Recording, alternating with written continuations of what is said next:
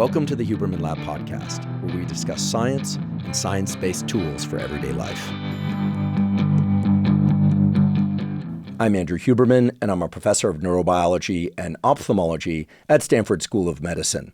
My guest today is Dr. Bernardo Huberman. Dr. Bernardo Huberman is the Vice President of Next-Gen Systems at CableLabs. Prior to that, he was the Director of the Social Computing Laboratory at Hewlett-Packard. And he is, as his name suggests, my father.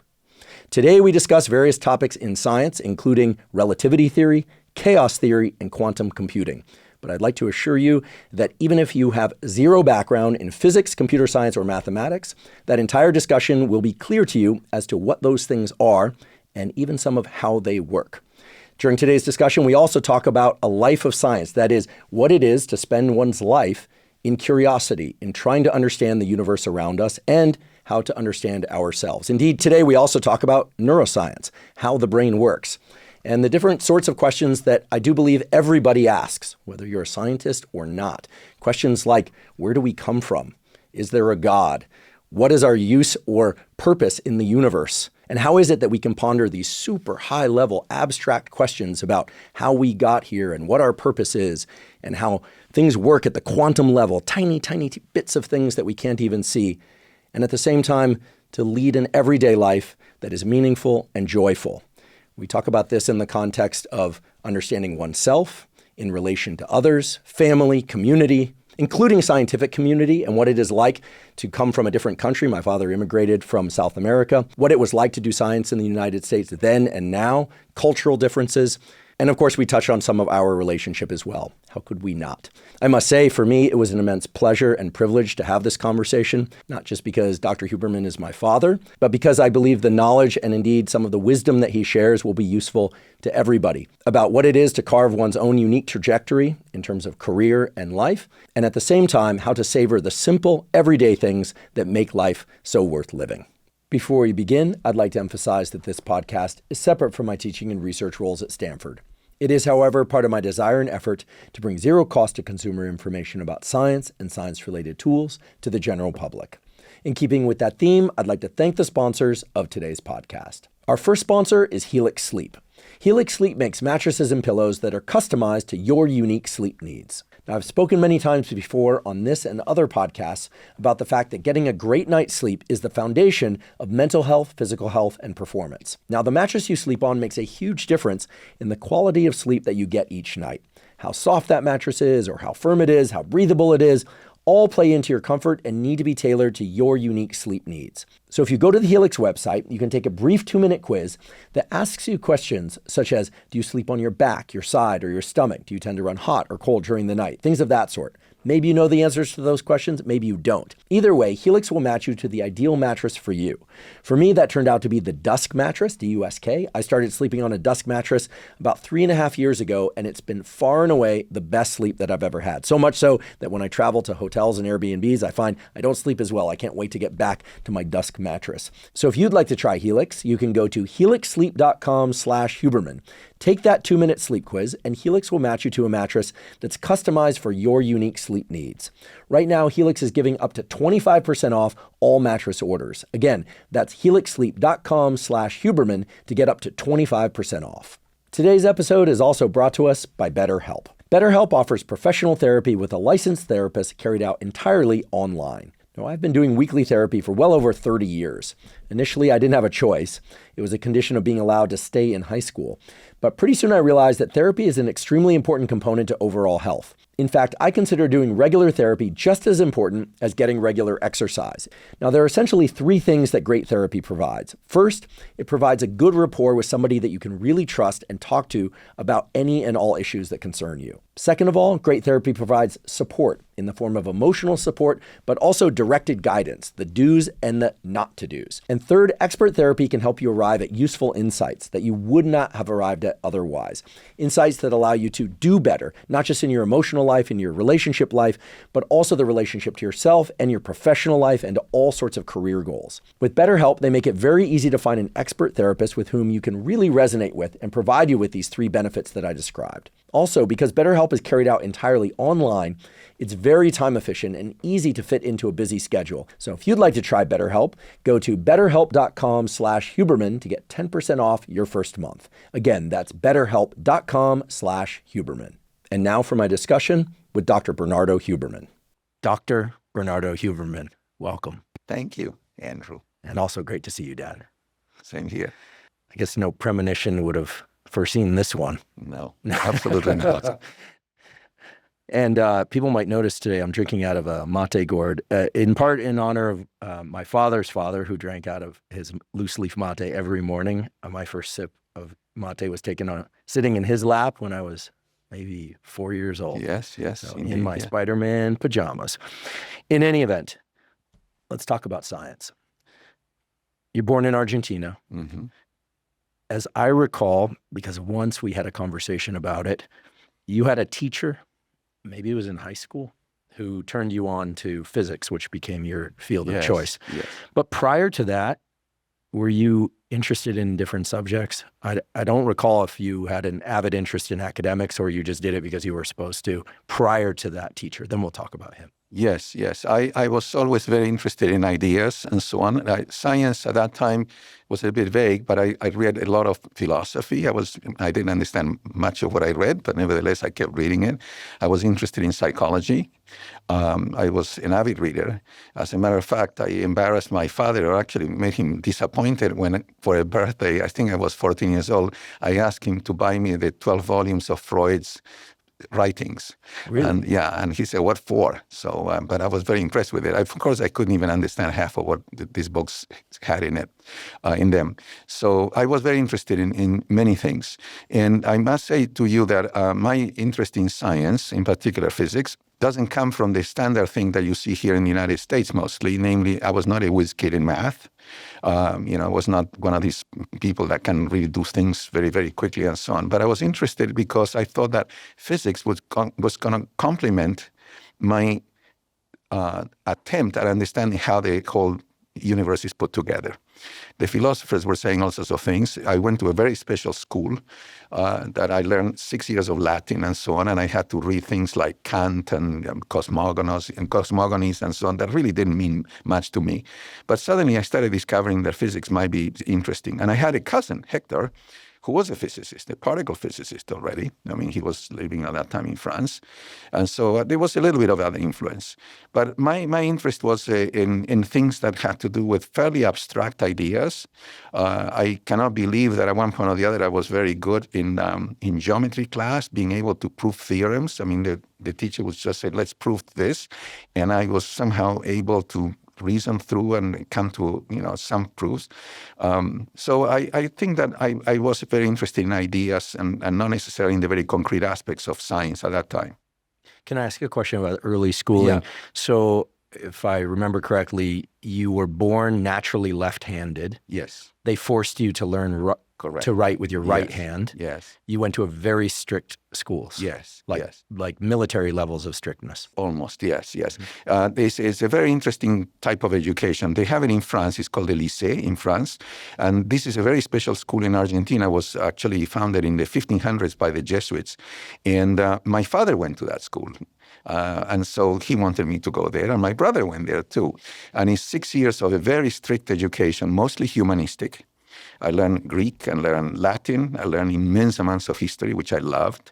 And there were other courses, French and so on. In French, we had to memorize incredibly long poems that we had to recite. Do you still remember some of them? Because sometimes early memories are embedded so deeply. Yes. And my brother and I sometimes tell each other some of the pieces of these poems. Yes. I'll just say something right now to foreshadow what will likely happen several times throughout today's discussion, which is anytime that my father is in the presence of his brother, my uncle, Carlos, they start laughing about jokes that they've been telling over and over back and forth with one another since they were a young kid. So just the mere mention of his brother will bring a bit of a smile and a chuckle to both of our faces. Yes. So I learned a lot of French, and also my parents decided, my mother mostly, that I had to learn French and English, and I went to Alliance Française, where for 5 years I went there. I was essentially the only boy in the class, which was very nice in a way. And in order to graduate, essentially, to be fluent in French. But in the special school I went to, the discipline was very strict, very strict. We were supposed to do things you don't do in the United States. The moment the teacher walks in, everybody stands up. And if you're late and standing up, you're just kicked out of the classroom and things of that sort. But it was a lovely experience in many ways when I reflect on it, because it gave me a humanistic education that has been incredibly useful in my career. Most people don't realize that. I mean, I tend to think of things in a very broad context, and it's because of the education I had. Okay, and I loved history of Rome, and I learned to recite things in Latin, and so it was I enjoyed that very, very much. My brother didn't, actually, and so. Well, you two are very different. I have great adoration for Carlos, but you two are very different. And along those lines, I was just about to ask or mention, and some of our Argentine and South American listeners generally, and perhaps even European listeners, might be shocked and perhaps disappointed to learn that you're one of the few Argentines that I know who doesn't care much for the game of football, soccer. It doesn't seem to concern you much at all. No. The reasons for that are sort of interesting. I think I've reflected on that because my own wife likes to watch a soccer game. I mean, she's Danish. She likes the European tournaments. I never liked mob behavior. I never liked this whole passionate involvement in these things. I don't know why. I was never, able to understand it, to the point that I never went to a soccer game till the week before I left for the United States. My brother insisted that I had to go to a soccer game. And this is sort of embarrassing, but at one point or the other, someone, there was a good goal and so on. I stood up and said, "This is great." And I turned out I was on the wrong side of the audience and of the people got almost violent with me, So soccer to me is something that I watch, but I'm not passionate about. Right. Yeah. I never really felt that it was that interesting. Although I was in a rowing team. I learned boxing. I did a lot of sports, but I don't like that much of spectator sports like tennis. I played tennis since I was a teenager. I'm not a spectator sport fan either. Yeah. The other day, someone asked me what my favorite sports team is. You'll like this. And I said the Harlem Globetrotters, because they're undefeated. They have the best record. Yeah, right. And that was actually the one professional sports team game you took me to when I was a kid. We'd always go see the Globetrotters. Yes. They're undefeated. Yes, unbelievable. Yes. My father took me to see them too. They're fantastic. Yeah. I love it. So your father was not a scientist. No. Your brother's not a scientist. And you were fated, according to them, to join the family business. But then you had a teacher who exposed you to physics. To physics and to the notion of being authentic in what you want. There were two parts to it. He was a very interesting and tormented man, I felt. But it was very interesting. He would come into the class. Most of the students, really didn't care about what he was saying and so on. I was fascinated, not only by what he was saying, but his whole personality. But I need to say something here that is important. I also was rather irresponsible. You see, I grew up in a family, a well-to-do family, that I never thought how I was going to make a living. So it was easy to be interested in science or anything because it's what you do. Yeah, you're interested in culture. You read books. You do things. But my father used to say, "What are you going to do once you graduate? You don't want to start teaching in elementary schools or something of that sort." My brother used to say, "If he does physics, I'll have to support him," because he still says that. So scientists were considered poor. Poor, yeah, they couldn't get a job. I mean, science in Argentina has a big tradition in medical sciences, I think 2 or 3 Nobel Prizes and so on. But in physics, they produce some very good physicists. One of them lives in the United States. I mean, he's very, very famous, Maldacena. And I haven't met him, but I know he's one of the top people in the field. But I just got into this because I was interested. It sounded, fascinating and abstract, and the ideas were so powerful.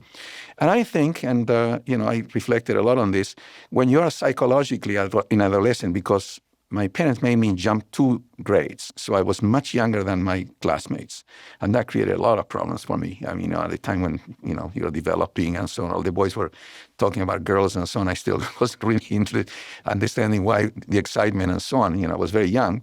But it gave me a sense of order.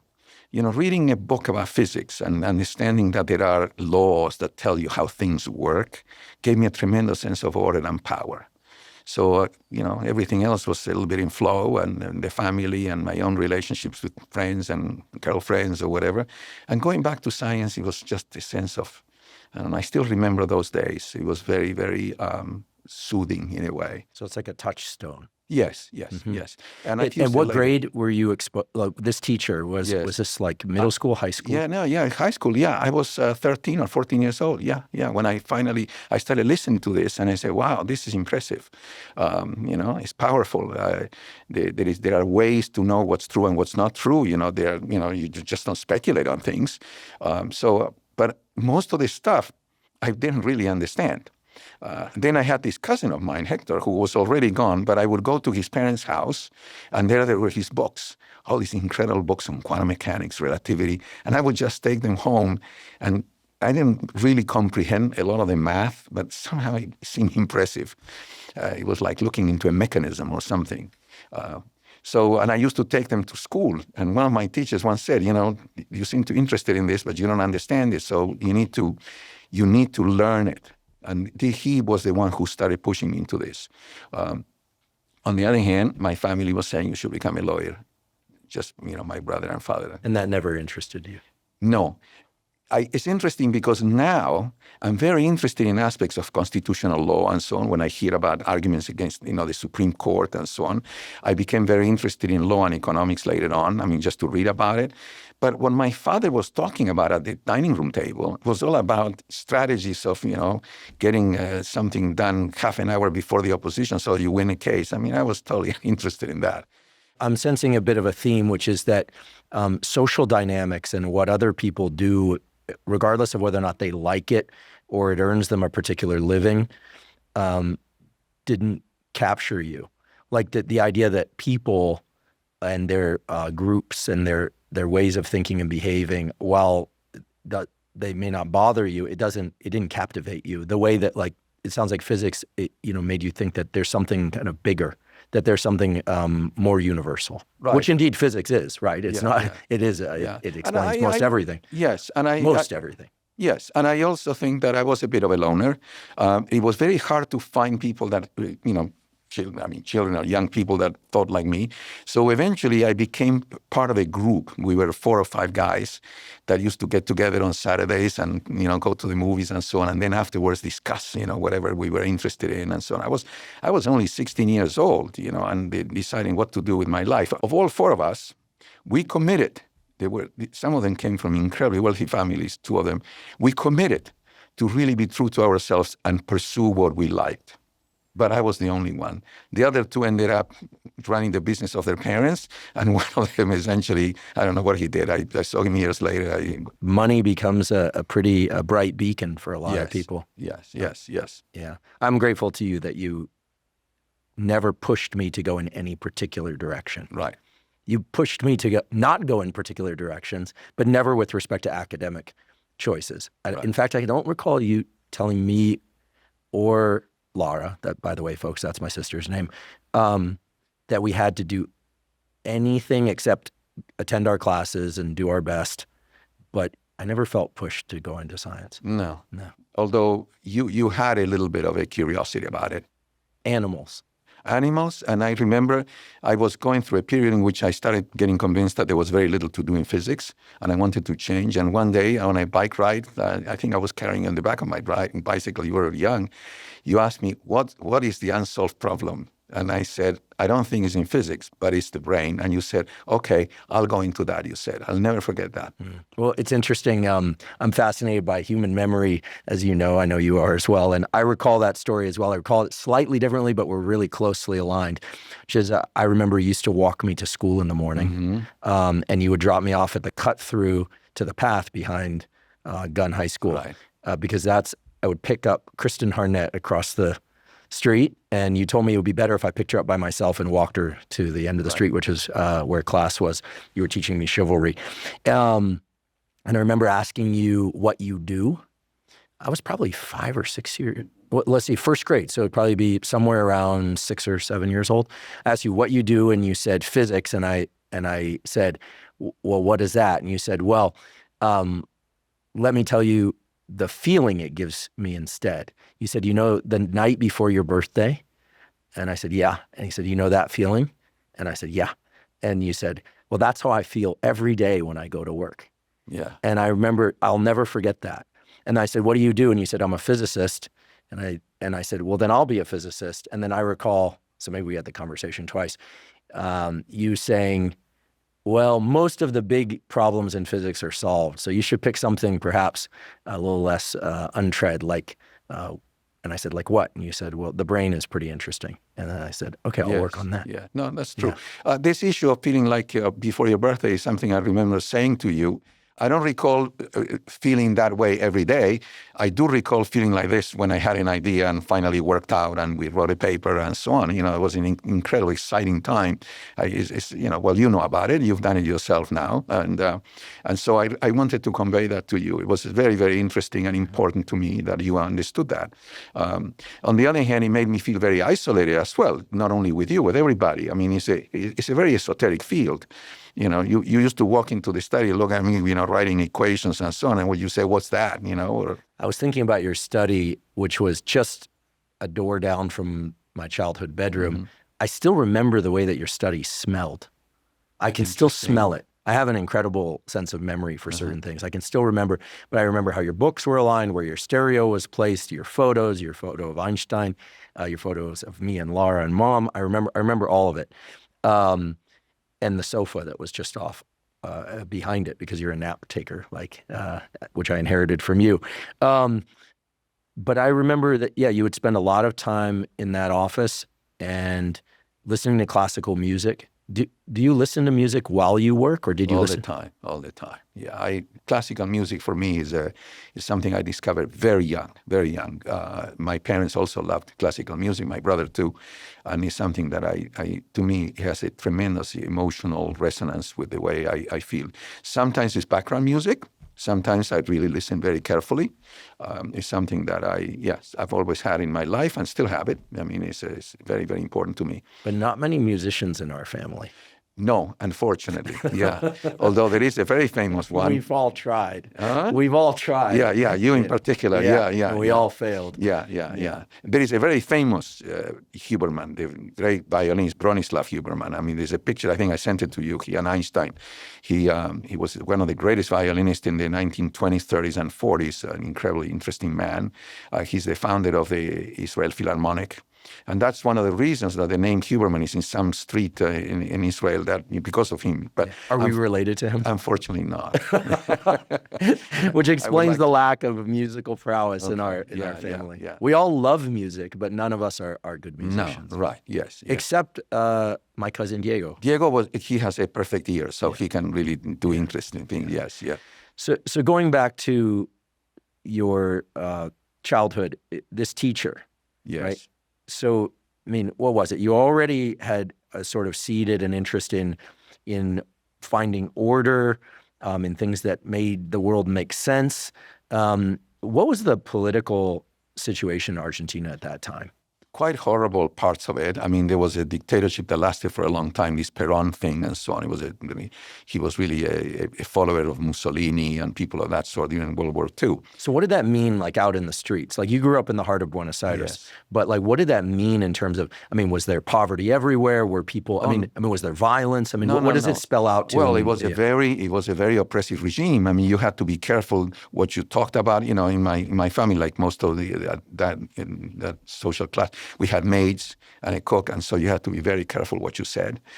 Because they would run that information back? Absolutely. And people, and your grandfather, my father, at one point or the other, was prevented from coming to visit me in the United States because he was classified as a communist because he did not join the Peronist party. Okay, for the record, we are not communists. We are both big believers in capitalism, sitting here at this table. Yes. So, it was terrible. It was a terrible time. It was a very oppressive time. But he wasn't a communist either. No, of course not. Of course, no. He was on the other side. But the idea at that time, it was to be classified as such. Eventually, that information leaked to the American authorities. So when he asked for a visa, they denied him. It was a very complicated story. I don't think we should waste time to know how it got eventually resolved through a friend of mine who was a priest and a Jesuit here in the United States. But the point being that during that time, you had to be very careful the way you spoke, the way you said things. There was a dictatorship that was very much like the fascist in Italy, and actually that dictatorship lasted until a few years ago, because as you know, perhaps you heard, the new president we have is one that actually ran against this whole ideology, Peronism and so on. Milei, yes. So I was not political at all, but you have to be careful. But it was a funny time. And when he was overthrown through a military revolution, my parents were, delighted, and I remember the celebrations and so on. But that was considered the minority that was against him. It was a social class movement. The working class was behind Perón and what he promised and what he gave them. That eventually died. So the real problem was that there was no real commitment to science as an investment that a country should make. Yes, it was nice to have Nobel Prizes and it's culturally good, but they didn't have the pragmatic notions that we have here in the United States of doing science means solving concrete problems. And this was in the 1950s? 60s too. Right. Yeah. So this was one of the biggest and fastest progressions of physics and its implementation in the U.S. Yes. So were you hearing about that? Of course, I was following it all, and I wanted to, buy books about it and so on. I had some conflicts with my father about spending money on books that he thought that were not going to take me anywhere and so on. I mean, he was a very pragmatic lawyer. He didn't understand why I was doing these things. Yes, I was aware of everything. And actually, the university was very good. I entered the university, and you had to choose what you wanted to do. And after a tremendous personal crisis, I decided not to go into law or engineering, which was the alternative my father offered, and decided to study physics. And I didn't regret it at all. It was a very impressive time. I got a good education in physics, a little bit too abstract. So this was experimental physics or theoretical physics? Both. In the lab, I was okay. I mean, I was better in classes on advanced. I took a lot of courses in advanced mathematics and calculus and beyond that, and complex analysis and so on. It was. So it turns out you were good at math after all. Good. Yes, I understand math. I'm not a whiz. I mean, like many of my students have been. I had guys that can do incredible things, that I can do them, but slowly. Okay, I understand. Yes. But physics, is something that I knew how to be intuitive about it. I had already interesting ideas that perhaps didn't pan out, but yeah. So the teacher in high school, were they the one that told you that there was a career in this thing? Yes, he said, you should devote yourself to this if you really care about it. He was a man that obviously he was sort of tormented on many levels and so on. You say that because of the way he carried himself physically? Yes. He was troubled, but it was interesting, intense man. I still remember his name. He was a philosopher. His name is Eggersland, which is a German name. And he started talking about, discovering, Christianity and what it meant to him and what it is to be authentic and so on. So, and then I had a very large exposure to the great thinkers of the antiquity, Roman and Greek. So it was all, to me, fascinating, interesting, and it was good to have friends that I could discuss these things with. Do you think it's a disservice that nowadays in the United States, and even when I was growing up, but especially now, that we don't force kids to be exposed to all these topics? Like we try and track people into something early on. Actually, a recent guest told me that many schools are now just giving knowledge but not expecting kids to do problem sets. Teaching them about physical activity but not expecting them to do physical activity. Seriously. Well, that sounds a little bit funny. Yeah. Well, no, but that is the direction that education in this country is gone. I was a visiting professor in France, actually. You live there because of that, in Paris. And I discovered, the French intellectual tradition is also very, very abstract compared to the American. I mean, the English and the Americans are the ones that took physics, and the Russians too, into a very, very practical realm and made progress that are very, very concrete, almost engineering-like.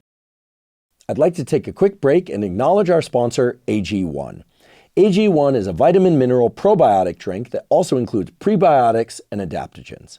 AG1 is designed to cover all of your foundational nutritional needs, and it tastes great. Now, I've been drinking AG1 since 2012, and I started doing that at a time when my budget for supplements was really limited. In fact, I only had enough money back then to purchase one supplement, and I'm so glad that I made that supplement AG1. The reason for that is even though I strive to eat most of my foods from whole foods and minimally processed foods, it's very difficult for me to get enough fruits, vegetables, vitamins and minerals, micronutrients, and adaptogens from food alone. And I need to do that in order to ensure that I have enough energy throughout the day, I sleep well at night, and keep my immune system strong. But when I take AG1 daily, I find that all aspects of my health, my physical health, my mental health, and my performance, both cognitive and physical, are better. I know that because I've had lapses when I didn't take AG1, and I certainly felt the difference. I also notice, and this makes perfect sense given the relationship between the gut microbiome and the brain, that when I regularly take AG1, which for me means a serving in the morning or mid-morning and again later in the afternoon or evening, that I have more mental clarity and more mental energy. If you'd like to try AG1, you can go to drinkag1.com/Huberman to claim a special offer. Right now, they're giving away 5 free travel packs and a year's supply of vitamin D3 K2. Again, that's drinkag1.com/Huberman to claim that special offer. When I came to the United States, I must tell you, I came as a graduate student at the University of Pennsylvania. Let's talk about that. So how did you end up getting into the United States as a graduate student? You applied. Yeah, I was graduating. And, the future looked rather gloomy. I had a girlfriend whose father was very wealthy, and she said, no problem, you're going to work for my dad. And, he got a factory or whatever. Why do I feel like that is not the kind of offer that you'll go for? No, not at all. I've never known you to work for anyone except you.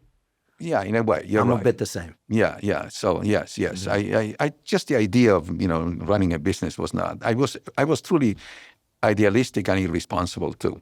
But I had a cousin who was already, got his Ph.D. in theoretical physics at Columbia University, was a professor in France, then Sweden, and so on. So I felt that perhaps I should go to the United States. And so I started applying to this. My father was saying, I won't even help you with this. He didn't like, my parents didn't like it. I was very close to my family in many ways. And so I applied to many places. I remember being accepted at I think it was Cornell, and I said, "Oh, New York, that's great." Till someone said to me, "You have to take a plane to go to real New York." Yeah. I mean, you love New York City. Yeah, we both love not New York for City. you. Right. So in any event, I got it this very, very nice fellowship to go to University of Pennsylvania, which is Who is the fellowship from? The Navy, the United States Navy. Yeah, I'm very grateful for that, and I actually wrote that in my PhD thesis. I was very grateful, and I think it was incredible that they were supporting that kind of research. They wanted to bring you to the U.S. to build weapons? No, not at all. Not at all. I came to the United States working for a Professor Bernstein, who just died at the age of 100 or 101. And no, but I was supported by the United States Navy. It was a fellowship at the University of Pennsylvania. But I remember in my first interview with some of the teachers, professors, there I am talking to them about the foundations of quantum mechanics. And the guy says to me, let me give you an interesting problem. You have a ping pong ball, but instead of being a classical ping pong ball, it's a quantum one. Could you tell me at what heights will it bounce? I had no idea what to do. I had no sense that you could turn all this knowledge into something implementable, practical, and so on. So it was quite a struggle the first year. So you had theoretical understanding, not experimental understanding. Right, yes, or empirical and so on. I didn't know how to calculate things very well. Yeah, I didn't think it was being good at math.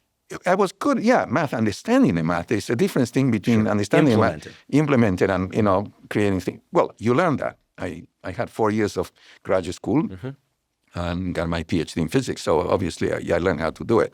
But what I'm saying is that I had this very, very vague theoretical understanding of what the world worked, but not really a practical. I didn't have it at my fingertips. That's what you learn when you go to graduate school, as you know yourself. Okay, so it's one thing to learn about the brain as an undergraduate, but in graduate school is where I learned how to slice brains, stain brains, trace connections, record from neurons, and it's a whole other business to get your hands dirty in the thing. Absolutely. And the same thing for me. Yeah, I taking courses and discovering what you like and dislike. I was a little bit bound to my professor because he was the one who gave me the fellowship, but I didn't like what he did, which was always very problematic. Did you have a good relationship? It was funny. He sort of tried to become my surrogate father. But on the other hand, intellectually, I always felt that the guy was not quite there. He was very famous and so on, but he's a member of the National Academy. He was not, but he was very famous, very famous. But I always felt that there was a lack of depth into what we were doing. It was not just him. It was just the solid-state physics. There was a very famous, Murray Gell-Mann, who had total contempt for solid-state physics. He used to call it squalid-state physics. Yeah, for those that don't know Murray Gell-Mann, we'll get to Murray later because I had the interesting experience of meeting him as a child, but he discovered the quark. He won the Nobel Prize. In many ways, is considered at least as superb a physicist as Feynman, maybe better. Yeah, lesser known, but among physicists, profound. Would evoke great fear in everybody. Yeah. We'll get to Murray in a little bit. So, did you enjoy graduate school? Yes, but it was incredibly hard, very hard, the first year in total. And also, personally, I was very lonely. I was transplanted into a whole different world. Philadelphia is not a city I would recommend to many people to live in. I escaped every weekend to New York, and my professor was always upset about that. And you went from being pretty well off financially to basically having no money. I had no money. I lived on very little money, as a matter of fact, yes. My parents, my father felt that, okay, this is what you're going to do. You're going to survive on this. They paid for a ticket once a year to go back to visit. And it was incredibly nice and soothing to be back and to be taken care of and everything else, the life in the family. And then going back again to Philadelphia and the reality of just being a student. Unlike many people and foreign students that were in with me and other places, I did not enjoy, it was quite a cultural adventure for me to meet people from all over the world, to learn I became very close to a Japanese postdoc, a very interesting man. But I was quite miserable. And so this was in the mid-'60s? Yes, late 60s, yes. Yeah. I did not like my life there at all. I lived for 4 years. I didn't have a single girlfriend or anything. I dated and so on. But I just felt that I was transplanted into an environment that I didn't like. Okay, and that's it. Yeah, and on top of that, my conflict with my advisor was not serious because they were not overt, but they were there all the time. Yeah. That can be tough. For those listening, the relationship to your graduate advisor is a potentially wonderful, potentially hazardous one because they exert enormous control over your future, not just through letters of recommendation, but opportunities. And I got lucky in that sense. You were very lucky, yes. Yeah. My advisor was the kind of person that if you went out to dinner with him, he ordered for you. Are you kidding? I'm not kidding. He was that kind of guy. He would take the whole group to a Chinese restaurant, and before you said, I don't like this, he just ordered. Once he took me for a whole weekend to his summer house to finish a paper. The guy couldn't finish a paper, and it was a mess. And his daughter was there. She was 16 or 17, and she said, "Are you two going to talk physics?" I was going to say, "No, let's go for a walk." He said, "That's all we're going to do." But the physics consisted in him regurgitating whatever we were doing. I remember I was so miserable, looking at my watch, seeing how the heck do I get out of here? I didn't have a car. So I was sort of his prisoner from Friday to Sunday night. So it was hard for me. I never really felt that happy. On the other hand, I had no other options at that time. Okay. So, but then as soon as I graduated, I got out. So. Mm-hmm. I was just thinking about how different your graduate school experience was from mine. I delighted in my advisor, as you know. Yes, she was amazing. Fantastic people. Yeah, yes. I got lucky. And I got a lot of that from you, which was to, for those that don't know, I left a program at Berkeley, which everyone thought I was insane to leave Berkeley to go to Davis. That was by choice. But I remember what you said. You said, how big is your incoming class at Davis, right? Because by all standard criteria, Berkeley is the better institution. Davis is great, but Berkeley's considered exceptionally strong. And I said, there are three of us. And you said, well, either you're making the best decision of your life or the worst mistake of your life. And then I think you asked me what was driving the decision. I said, well, there's this person there. Her name is Barbara Chapman, and she just seems to be working on things that if I don't work on these problems, I'm going to regret it. And I can't imagine working on anything else. And he said, well, go for it, which I really appreciate because any parent, if I were a parent and my kid said, I'm going to leave Berkeley and go to Davis halfway through a Ph.D. and start again, I think I probably would have balked. So. Well, Barbara also played a very, very nice, supportive, emotional role in your life. It was obvious that she had tremendous preference for you. Yeah. You were like her son in many ways. I smile and well up a little bit only because, well, she passed away young, but she's just an amazing person. So I feel very blessed for that. That wasn't your experience with your advisor. So during that time, I did want to ask about this. I asked about it being the mid to late 60s because it was the counterculture movement. Yes, yeah, right. right. And one thing that people should know about you, I'll just offer this up, is that in the entire time I've known you, which is a while now, you've been very clear, like you never had any interest in recreational drugs. No. Never did them. No. Even though that was super common then. Yes. I've never seen you have more than a glass of wine. Yes. You've never been drunk in your life. Never.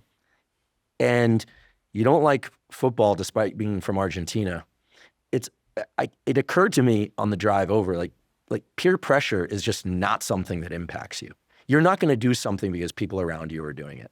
Well, no, you're absolutely right. Yeah. I always felt this sense of uniqueness or whatever, but I became very humble because of it. I'm not arrogant. It's not that I feel that others are worse and so on.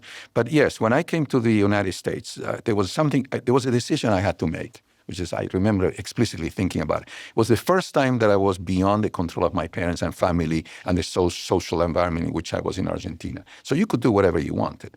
And I was not the only one who came. There were 3 or 4 brilliant mathematicians and physicists that came with me.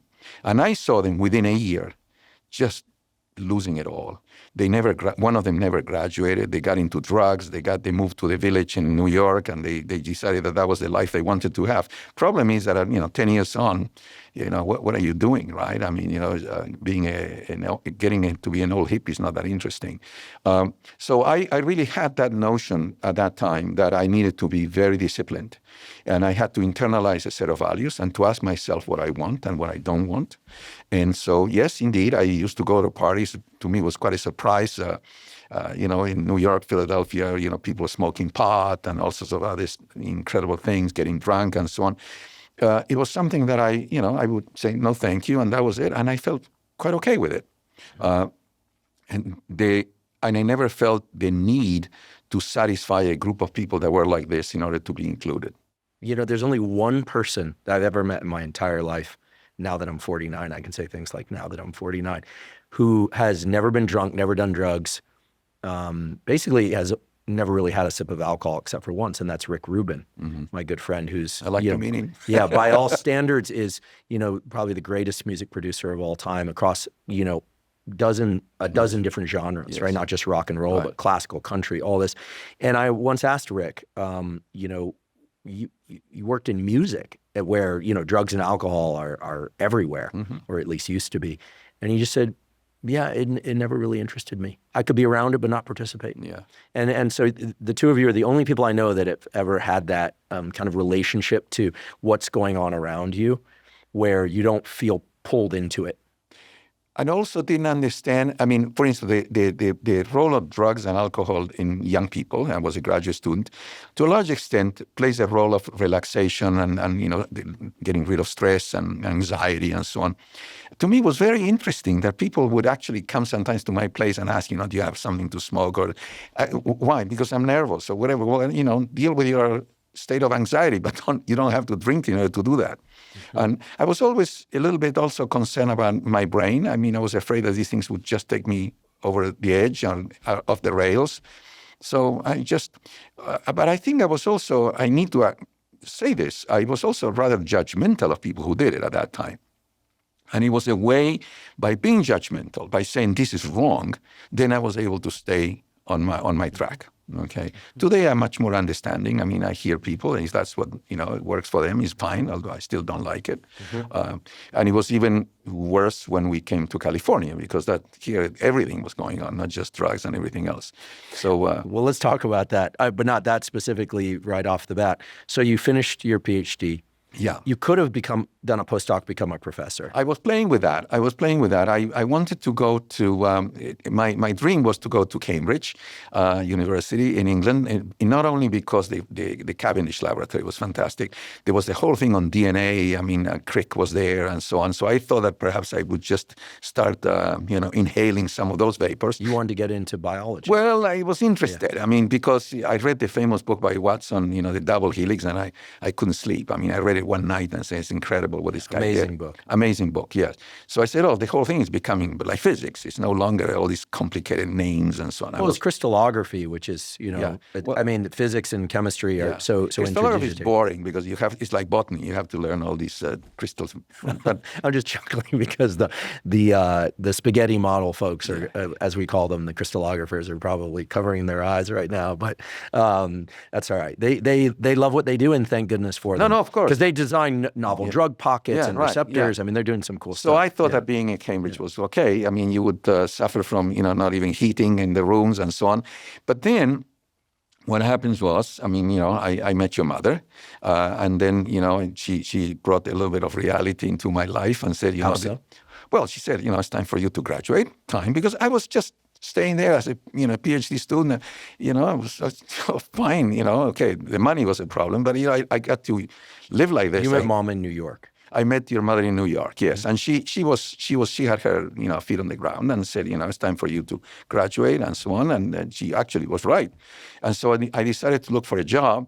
And my professor wasn't necessarily letting me go. He wanted me to stay as a postdoc with him, which, This is something people don't often understand, is that if a student or postdoc is very good, the advisors are de-incentivized to move them along to their job. Right. But it's a tricky game because you want the support of your advisor, but oftentimes your advisor, if you're very good, they want to keep you. Yes. Yeah. So there was also another aspect at that time. By then, I started thinking that I wanted to live a much more comfortable life. I come from a family that lived a very comfortable life, and I wanted that very badly.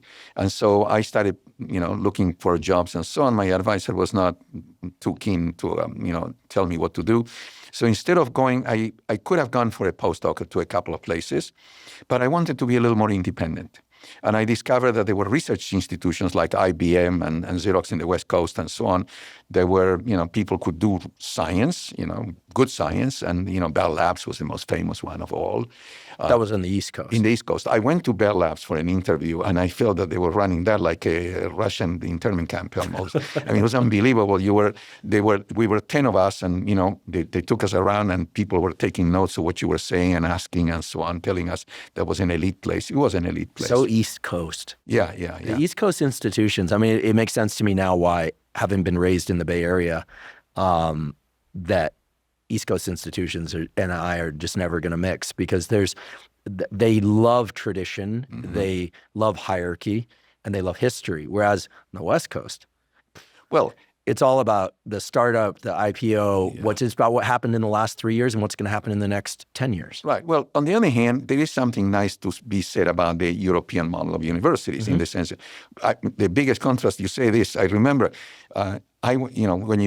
when professors gave a colloquium and so on, they were wearing a suit and tie at the University of Pennsylvania, an Ivy League school and so on. I came to Stanford. I went to the first colloquium, and the students were coming in shorts with their dogs into the auditorium. I couldn't believe it.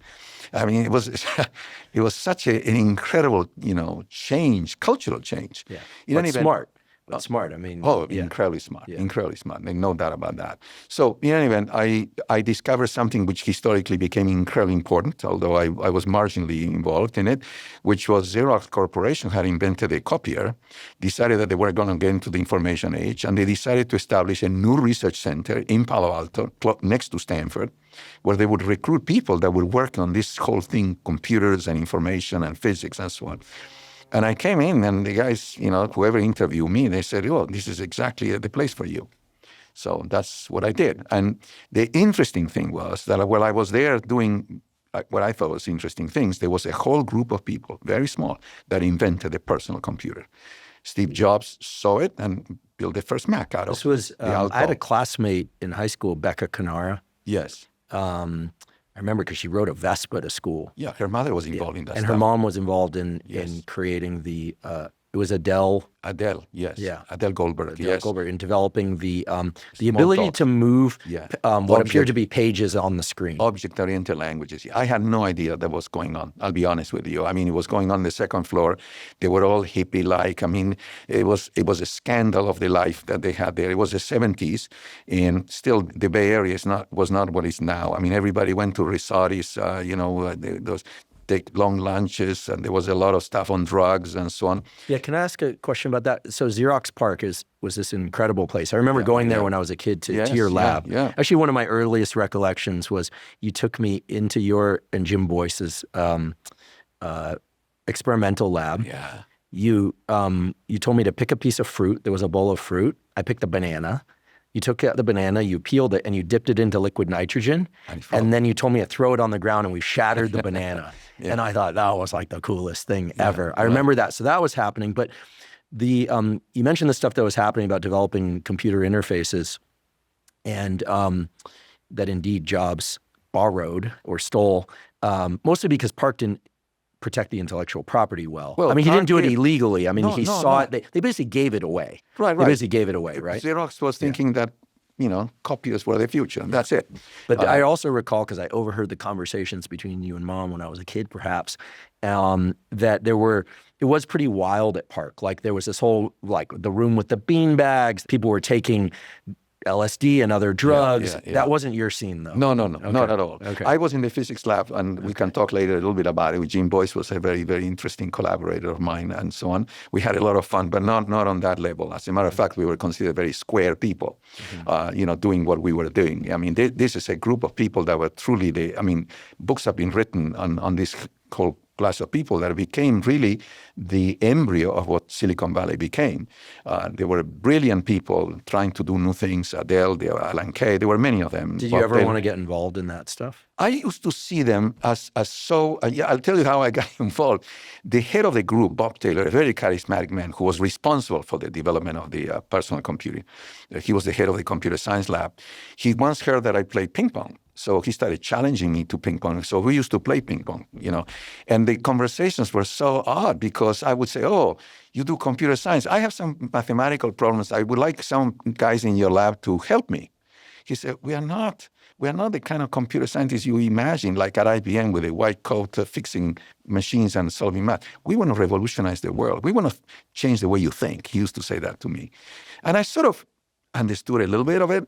But quite frankly, it seemed totally out of whatever I was doing. This is when Mark Andreessen, founder of Netscape, et cetera, A16Z, now when he was sitting in the very seat you're sitting in, here he described as this notion of wild ducks. Yeah. That at companies you have these people that are, small groups of people that are really kind of wild and outrageous and really testing the outer limits of what's possible. Yeah. Do you think they serve an important role? Tremendous. And I was a little bit of that in my field at that time. I was the first one to realize, that once I saw these machines, I could use them for doing things even in physics that no one could do.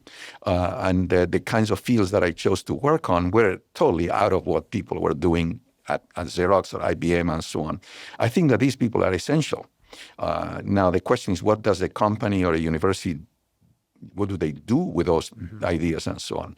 Xerox lost it completely. I mean, they showed them the stuff, and there's a whole books that have been written about it. Well, one thing that I think I'm realizing now I inherited from you, consciously or unconsciously, is that I've been more of a risk taker with various aspects of my life than I probably should have been, but that I've always enjoyed being near people who are really pushing the boundary on something. Like my love of like skateboarding, but not just skateboarding, but our friend Danny Wade jumping the Great Wall of China, building mega ramps in his yard. I knew I wasn't going to do that, but there's something about being adjacent to people like that that changes the way that I've approached things that were more pedestrian to make them less pedestrian. And maybe we'll return to this because I think that being around people who are real mavericks and real iconoclasts can be very beneficial, but it doesn't mean that you have to jump in and do what they're doing. Right. Well, I decided at one point there to take huge risks. And as a matter of fact, my first piece of work after I got my job at Xerox PARC, which was supposed to work on some solid-state physics or whatever, was I had this notion, this fantasy of Einstein in the patent office. So I would start working on things that, were crazy. There's a whole notion in physics, which is, called tachyons, particles that are faster than the speed of light. How do you say it? Tachyons. Tachyon. It's from the word tachyos, which means fast. Swift means particles that are faster than the speed of light, which is impossible. But some physicists were playing with that idea, okay? And I became very interested in that. As a matter of fact, my first paper out of graduate school was on tachyons, and I had the pride of getting the paper accepted in the top physics journal. Is physics review letters? Physics letters, yes. Yeah. And I remember my cousin Hector sending me a note or something saying, well, now I see the road to perdition, he said. But I was so proud of it. I really thought that I was doing something incredible. And it had nothing to do with the work I was doing on a daily basis. And I published several papers on things that were very important to me. You have a lot of single author papers. Yes. This is something that is especially rare in biology, but you have a lot of single author papers. Yeah. I was very proud of that. Yes. I'd like to take a quick break and thank one of our sponsors, LMNT. LMNT is an electrolyte drink that has everything you need and nothing you don't. That means the electrolytes, sodium, magnesium, and potassium, in the correct ratios, but no sugar. We should all know that proper hydration is critical for optimal brain and body function. In fact, even a slight degree of dehydration can diminish your cognitive and physical performance to a considerable degree. It's also important that you're not just hydrated, but that you get adequate amounts of electrolytes in the right ratios. Drinking a packet of LMNT dissolved in water makes it very easy to ensure that you're getting adequate amounts of hydration and electrolytes. To make sure that I'm getting proper amounts of both, I dissolve 1 packet of LMNT in about 16 to 32 ounces of water when I wake up in the morning, and I drink that basically first thing in the morning. I'll also drink a packet of LMNT dissolved in water during any kind of physical exercise that I'm doing, especially on hot days when I'm sweating a lot and losing water and electrolytes. There are a bunch of different great tasting flavors of LMNT. I like the watermelon, I like the raspberry, I like the citrus. Basically, I like all of them. If you'd like to try LMNT, you can go to drinkelement.com/Huberman to claim an LMNT sample pack with the purchase of any LMNT drink mix. Again, that's Drink Element, spelled LMNT. So it's drinkelement.com/Huberman to claim a free sample pack. Today's episode is also brought to us by ExpressVPN. ExpressVPN is a virtual private network that keeps your data secure and private. It does that by routing your internet activity through their servers and encrypting it so that no one can see or sell your data. Now, I'm familiar with the effects of not securing my data well enough. Several years ago, I had one of my bank accounts hacked, and it was a terrible amount of work to have that reversed and for the account to be secured. When that happened, I talked to my friends in the tech community, and what they told me was that even though you think your internet connection may be secure, oftentimes it's not, especially if you're using Wi-Fi networks such as those on planes, in hotels, at coffee shops, and other public places. Surprisingly, even at home, your data might not be as secure as you think. To make sure that what I described before would never happen to me again, I started using ExpressVPN. The great thing about ExpressVPN is that I don't even notice that it's running, since the connection it provides is so fast. I have it on my computer and on my phone, and I keep it on whenever I'm connected to the internet. With ExpressVPN, I know everything is secure. My web browsing, all my passwords, all my data, and of course, anything that's behind an account wall, like a bank account. It can't be tracked, and no one can access or steal your data, which is terrific. If you'd like to start protecting your internet activity using ExpressVPN, you can go to expressvpn.com/Huberman, and you can get an extra 3 months free. Again, that's expressvpn.com/Huberman to get an extra 3 months free. Can I ask you a question as a slight departure, but it's something I've always wanted to ask you, and feel free to say no if it's not like something that could be done in a couple of minutes. So many people hear Einstein's name, they think of the hair, they think of relativity. Is it possible to explain relativity in a way that the everyday person can get it a little bit better than they perhaps understand it now? Yes, I think, as a matter of fact, I learned not long ago that Einstein himself wrote a popular book on relativity that seems to be very, very accessible. Okay, now, there are two aspects to relativity. I mean, there are two things that our brains were not made by evolution to understand intuitively. One is relativity, and the other one is quantum physics. We know we have intuitions, like, an animal, for instance, if you see a lion running after a zebra and so on, the lion can actually calculate intuitively, the speed at which it can move and so on. We can do the same. But if you start thinking about what happens when you get to near the speed of light, we have no intuition whatsoever. Time almost stops. There are all sorts of complicated things, lengths contract. I mean, it's a very complicated set of things, and that's why it's very hard to understand, although the math works. Then there is general relativity that is even worse because there is some kind of a warping of space-time that is responsible for gravitation. But I'll go into that in a second. The other one is quantum physics. Our brains are not only are they not wired to understand it near the speed of light, because no one moves near the speed of light. I mean, we move at speeds that are fairly small compared to the speed of light. And quantum mechanics is at such a microscopic level that is below basically the level of a molecule. It's molecules, atoms, and inside the atom. So it's very, very hard to visualize or even understand some of the very counterintuitive ideas like entanglement and also, So relativity can be understood in the sense that you can explain certain things, but people say, well, how can it work like that? And then you have to get into the math, okay? But I think that I took a course a few years ago on general relativity, and I just for fun? Yeah, I wanted to learn it finally. It's profound, deep, and it makes you feel that this man, Einstein, he had help from a lot of people, but still, it's an incredible thing. I mean, it's on a level of Beethoven's symphonies and Mozart's piano concertos. I mean, there's something that comes into your head, and you're able to do, through a lot of struggle. I mean, it took him years to do that. Okay, so, but it's profound. Now, when you say, can you explain? I mean, the point is, Einstein one day discovered that if the speed of light is the speed of light, no matter how fast you move with respect to a beam of light, you're still moving at the speed of light. That means that the notion of simultaneity between two events is relative now. So you and I might say, yes, now is 110, but if you are moving very fast with respect to me, instead of 110, you'll say something else, okay? Just because time for you and I are not synchronized.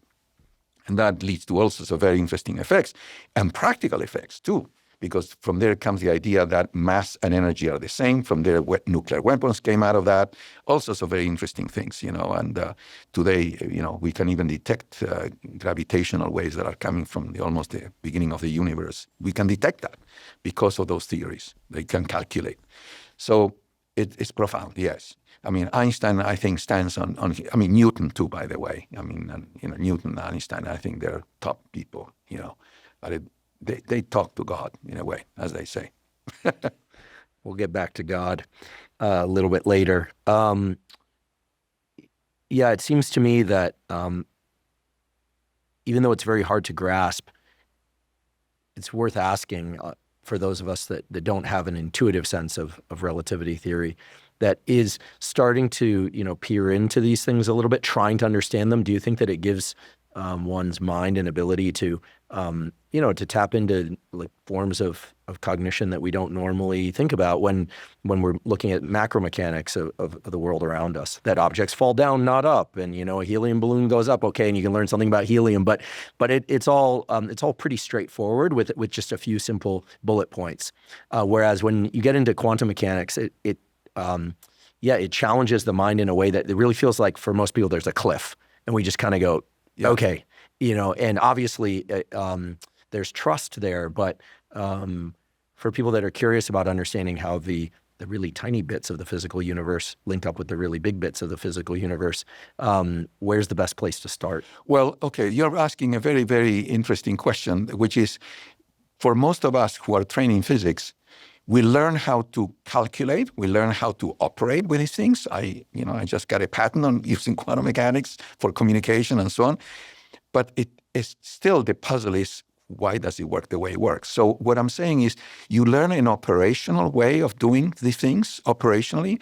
I don't know what happens in your brain, because I have ideas that come out of intuitions, not just formulas and equations, and yet I don't necessarily think I understand deeply why these things are the way they are. They are where they are.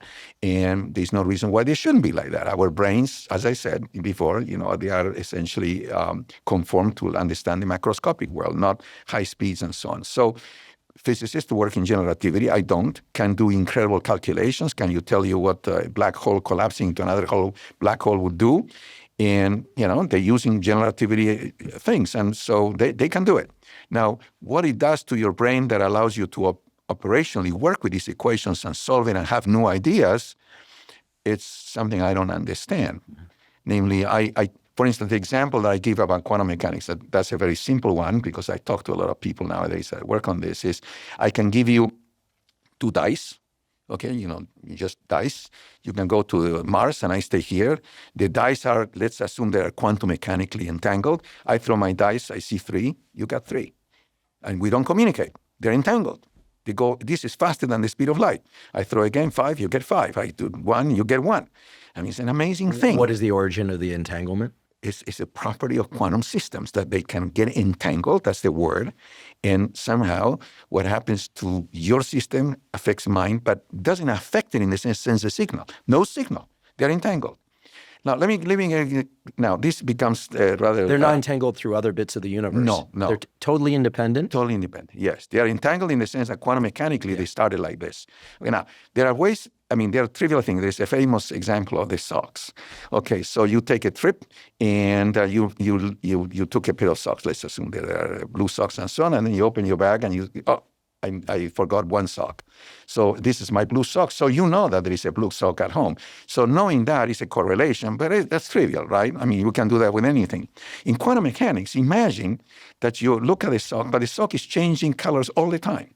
So now you observe it is red, the other one is red. I observe it is green, the other one is green.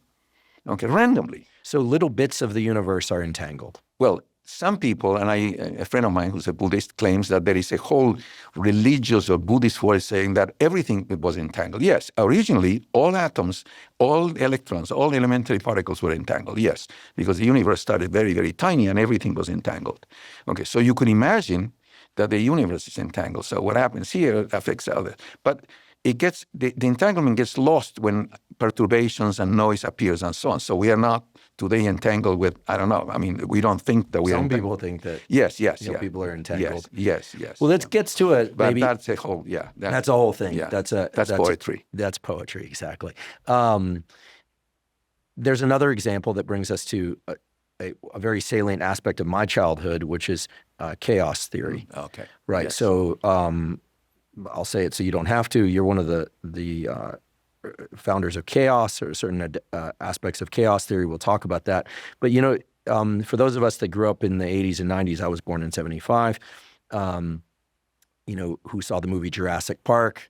There's a moment in that movie where I think Jeff Goldblum is explaining, what is it? Chaos theory, and maybe it was the butterfly flapping its wings in one location and impacting something someplace else. For the poets in the world, right? Yes.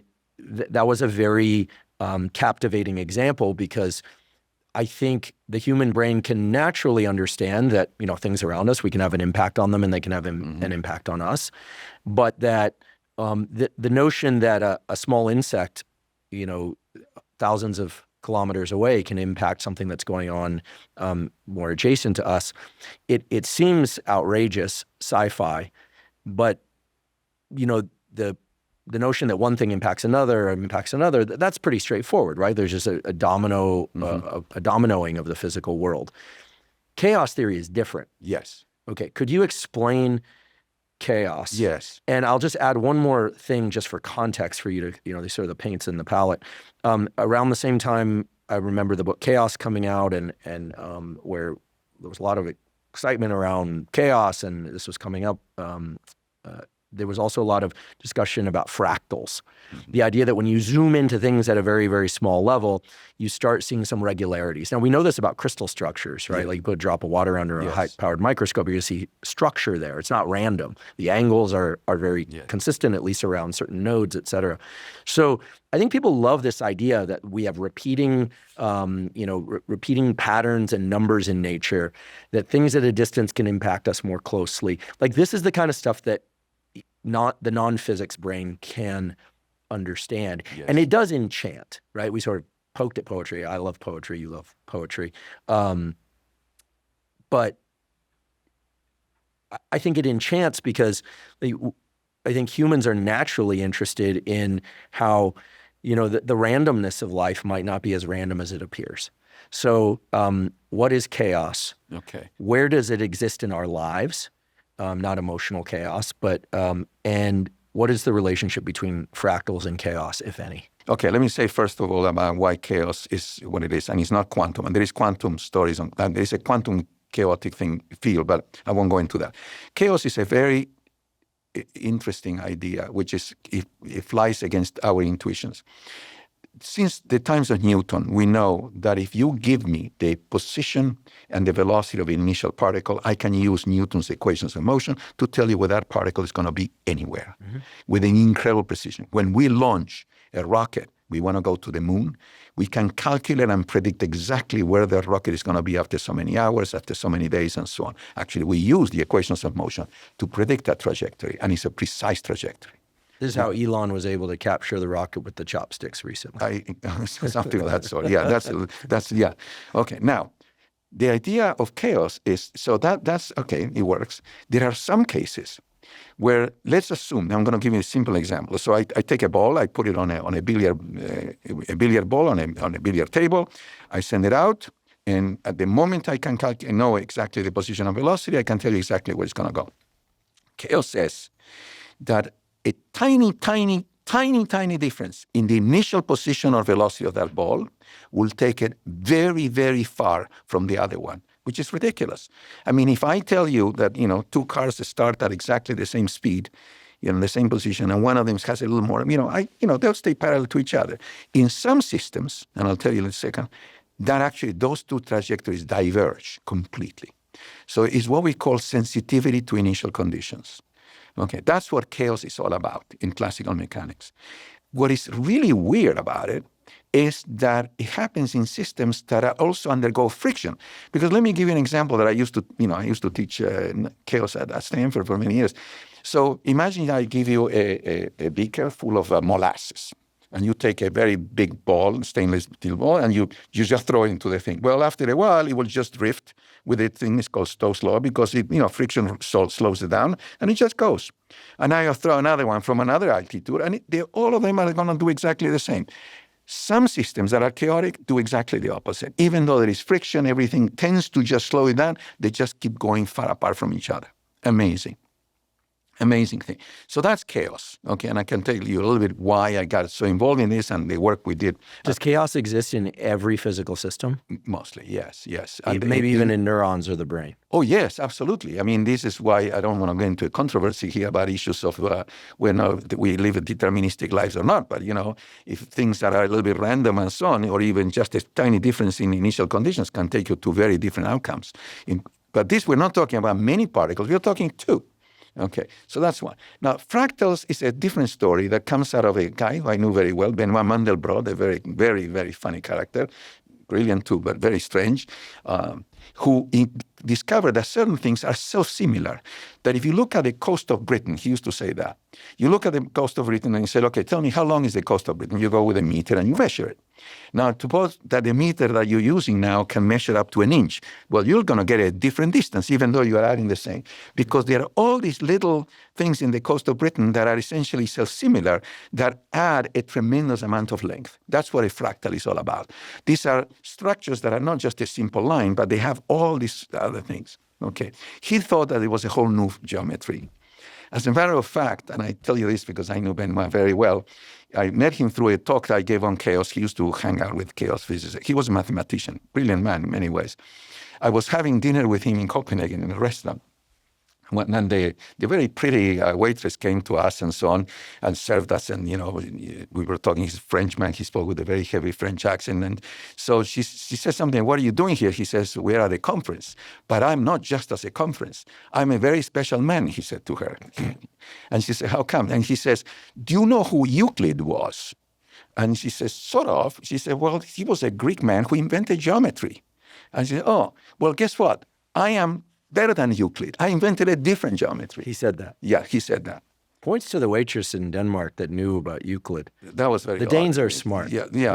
Okay, that was very funny that he would talk about it. So he would give a talk and he would say, my equations can generate anything. Indeed, he could generate any patterns. So he would say, you want a mountain? Here goes a mountain, blah, blah, blah, and you see a mountain, beautiful graphs and so on. So self-similarity is a very powerful idea. In physics, because it allows you that if you know something at a certain scale, you can predict what it's going to be at a different other scales. And I use that. But chaos and fractals are not always the same. As he used to say, because he didn't like physicists, because we never liked his talks, we always said, okay, so you're telling us that, things are... He used to say, I'm not interested in pulleys. I'm not interested in things that move things up and down, he used to He's say. thinking about elementary physics class. Something of that sort, yeah. So, but fractals are very interesting because these are so similar structures. At all levels, they look the same. You look at them big, you look at small, they have the same type of geometric behavior. Chaos is all about dynamics, how things evolve in time. Okay, and the chaotic systems, they tend to diverge from each other for a long, long time. The man who invented the idea of the butterfly effect was a man called Ed Lorenz, who was a very famous meteorologist at MIT. And he was solving the equations of the atmosphere, trying to predict the behavior of the weather. And he noticed in these very old computers and so on, that sometimes he would get different behaviors. He thought there was something wrong about the computer. And he discovered that the only thing that was wrong was that the initial conditions that he was giving them was very, very tinily different. And he would get different things. From there, he went into that. And there's a very beautiful, there are ideas that are very beautiful, like strange attractors and so on. We don't have to go into that. But so chaos is really a field that essentially explains why things that seem to be simply, explained by classical physics tend to diverge from each other, and they give rise to random outcomes. That's the important thing. You can use chaos in order to generate random numbers. You can use chaos to generate random patterns. I've done that. And chaos exists at the quantum level and the macro level? Okay, so I was working at someday, and I don't think it's interesting how I got into this, because I was doing something else, and suddenly I decided I was going to do this, and I really started going very fast at this. But then I had a very bright student, you met, Ted Hogue, and we decided, let's see if we can see chaos in quantum mechanics. And we started doing it, and there were a couple of papers by the Russians actually showing that this was the case, and we discovered that it was not the case. We actually proved that quantum systems are not chaotic. There's some kind of interference between them and so on that makes them recur back and forth periodically. Why do I find that reassuring? That if you get down to a small enough level that you can really predict what's going to happen, as opposed to small perturbations leading to big differences in outcome. Yeah, that was the whole point. We discovered that quantum mechanics, there are waves and interferences and so on that make the system recur. As a matter of fact, I had quite an exchange with Dick Feynman about it. When I met him, I went to give a talk at Caltech, and I was in his office, and he said, "So what are you going to talk about? Because I don't want to waste my time." And I said, "About chaos." He said, "Okay." I said, some things are very, in particular in quantum mechanics. So I'm smiling because he was so sharp and so on. So he said, "Okay, give me the problem." And he said, "What is it?" I said, "Well, okay, I give you an electron. You have it in a potential, and I give you a laser." And he says, "The laser inside or outside the apparatus?" Just like that. So I said, "Outside." So you turn on the laser, and I said, "So what happens to the electron?" And I knew he was going to give me the answer that was already in the literature, but he appeared to be thinking, he stood up and walked around and was making all sorts of noises. And then suddenly he says, "The energy grows linearly in time." I said, "No, it doesn't." "How do you know?" I said, "We measure it. I can show you," and so on. And, he was very impressed because that means that there is no chaos, actually. Then he said, "Oh, you know why I got it wrong?" I said, "No, because I wasn't thinking in colors, only black and white." Was he trying to be funny? Of course, it was always fun. Let's talk about Feynman and Gell-Mann and Mandelbrot and all the rest in as a collection for a moment. One of the great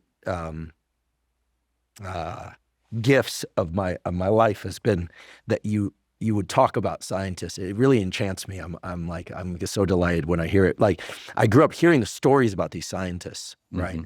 And not athletes, right? Which is great. But scientists. And it seems to me that every time you talk about another scientist, you both revere the work they did. You see something unique about them. And something I learned very early on, and I've certainly internalized, is, and forgive me because I'm assuming here, is that there's a certain aspect of like their quirkiness or something about them, like to take them seriously, but not too seriously. Like I never learned to assume that because somebody was a Nobel Prize winner that they were perfect, for instance. Like you would tell me, like Einstein had, he was amazing, like there's relativity, the patent office, all this stuff, and he like had all these problems with women. Oh, yes. Or, and I read the books, right? Or this person, I won't name names because these people are still alive, Silicon Valley, actually when you and I used to take walks when I was a postdoc, we used to see Jobs walking around, right? Yeah. No feet, no shoes. He had feet, no shoes. And you would say, like he's amazing. Like this guy's brilliant. But then we would chuckle about some of the Jobisms, Yes. And so one thing that I learned was that scientists are just people. That these founders, the creators, they're just people, and they often have very challenging areas of their life as well. Like they're not perfect. They're not gods. Yes. Some of them have almost godlike access to the universe and understanding it. But it seems to me that like you hold people up for their contributions, but you never actually, thank goodness, put people on a pedestal. To the point where you're like, this person is spectacular in every way. And I'm not saying you cut them down to size, but I learned and this has served me well in my life in now public facing or on Twitter. Like if I make a mistake and someone comes at me, it's somebody that I respect, I go, but then I remember like this person has a lot of issues in certain domains of their life. So, to realize that, like we're all human, like this notion of like none of us are gods. Right. And yet there are people like Feynman, like Gell-Mann, like Einstein, who have almost supernatural levels of ability. Right. Yes. Yeah. So what's that about? Like, how do you hold knowledge, insight, and stature in your mind alongside like the humanness, the inherent flawed nature of all of us? Well, okay, it's complicated. There are many ways to think about it. In some of these names, for instance, these people are built into giants by the media too. I mean, Feynman. I mean, if you go to Quora and so on, everybody's asking, what did Feynman do? What was he wearing and so on, as if he was a god. I mean, obviously, what he did in physics, and I interrupt myself here because he really worked very hard, according to Gell-Mann in particular, to creating a myth about himself.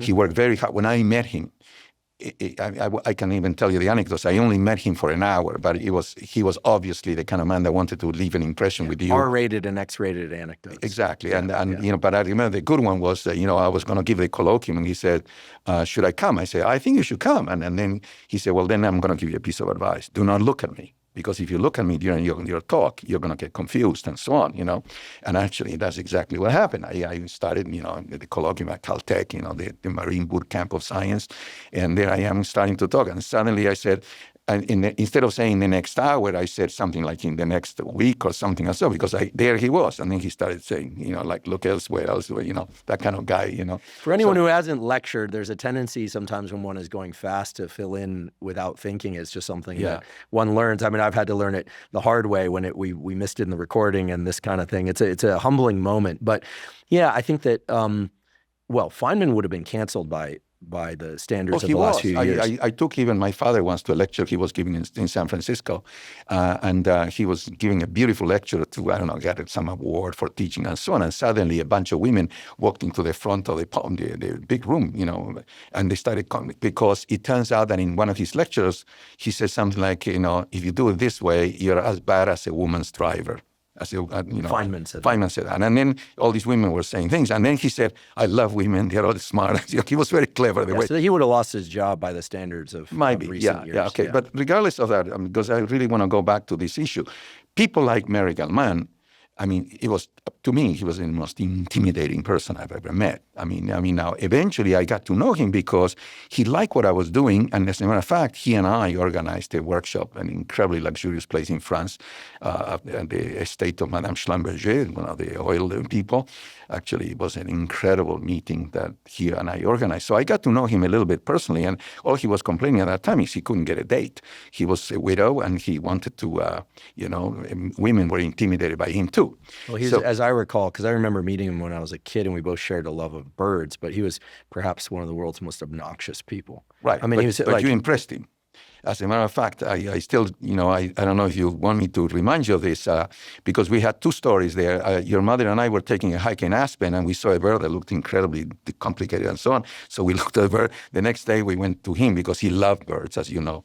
And I said, I saw a most unusual bird. He said, describe it. So I looked it up, and he gave me the name in Latin of the bird. And then he said, that's the most common bird in the Bay Area of California. As a matter of fact, you should see it when you pick up the newspaper next time you're there. And indeed, 2 weeks later, I went to pick up the New York Times, and there was the bird.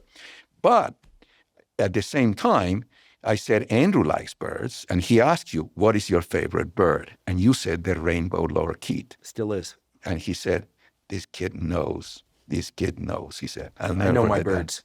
I know my birds. No, but it's amazing. I never heard, because if you could have said a parrot, he would have not been very interested, okay?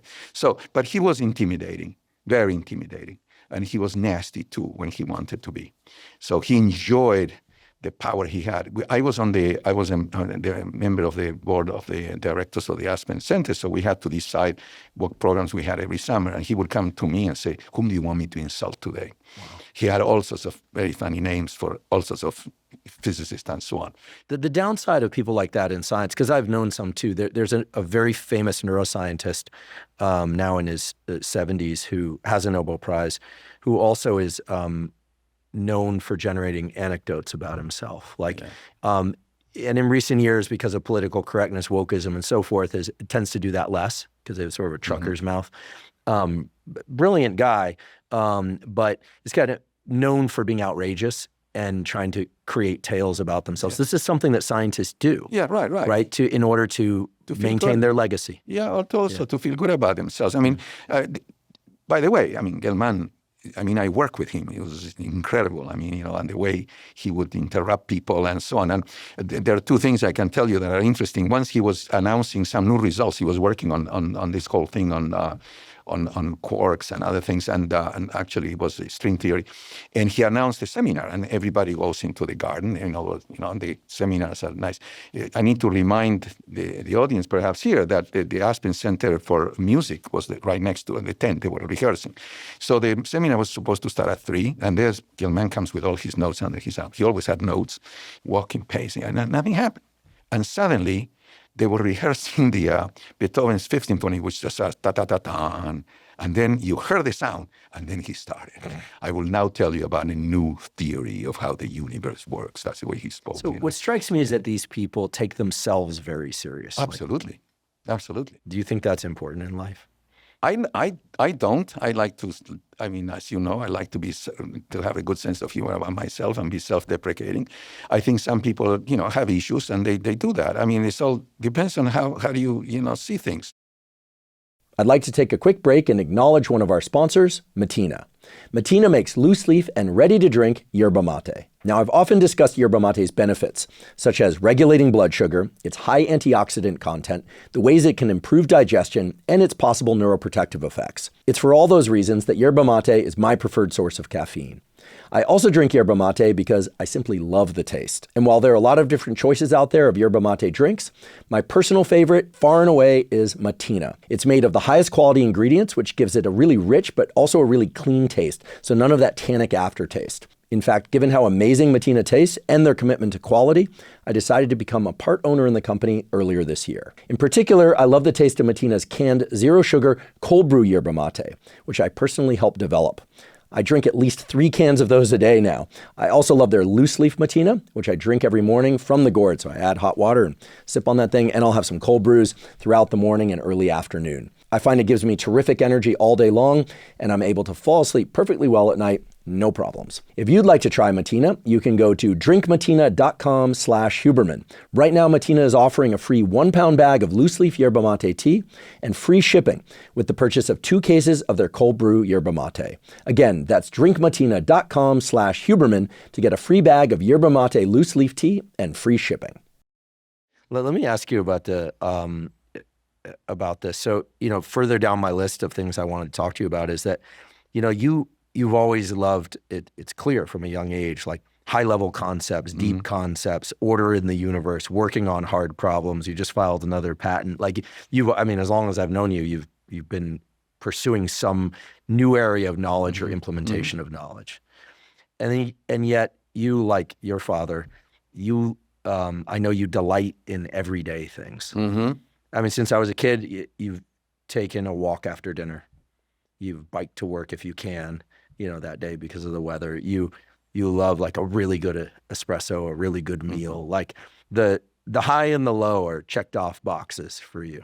Yes. Right. That's different, I think, than the way most people think about scientists, especially theoreticians.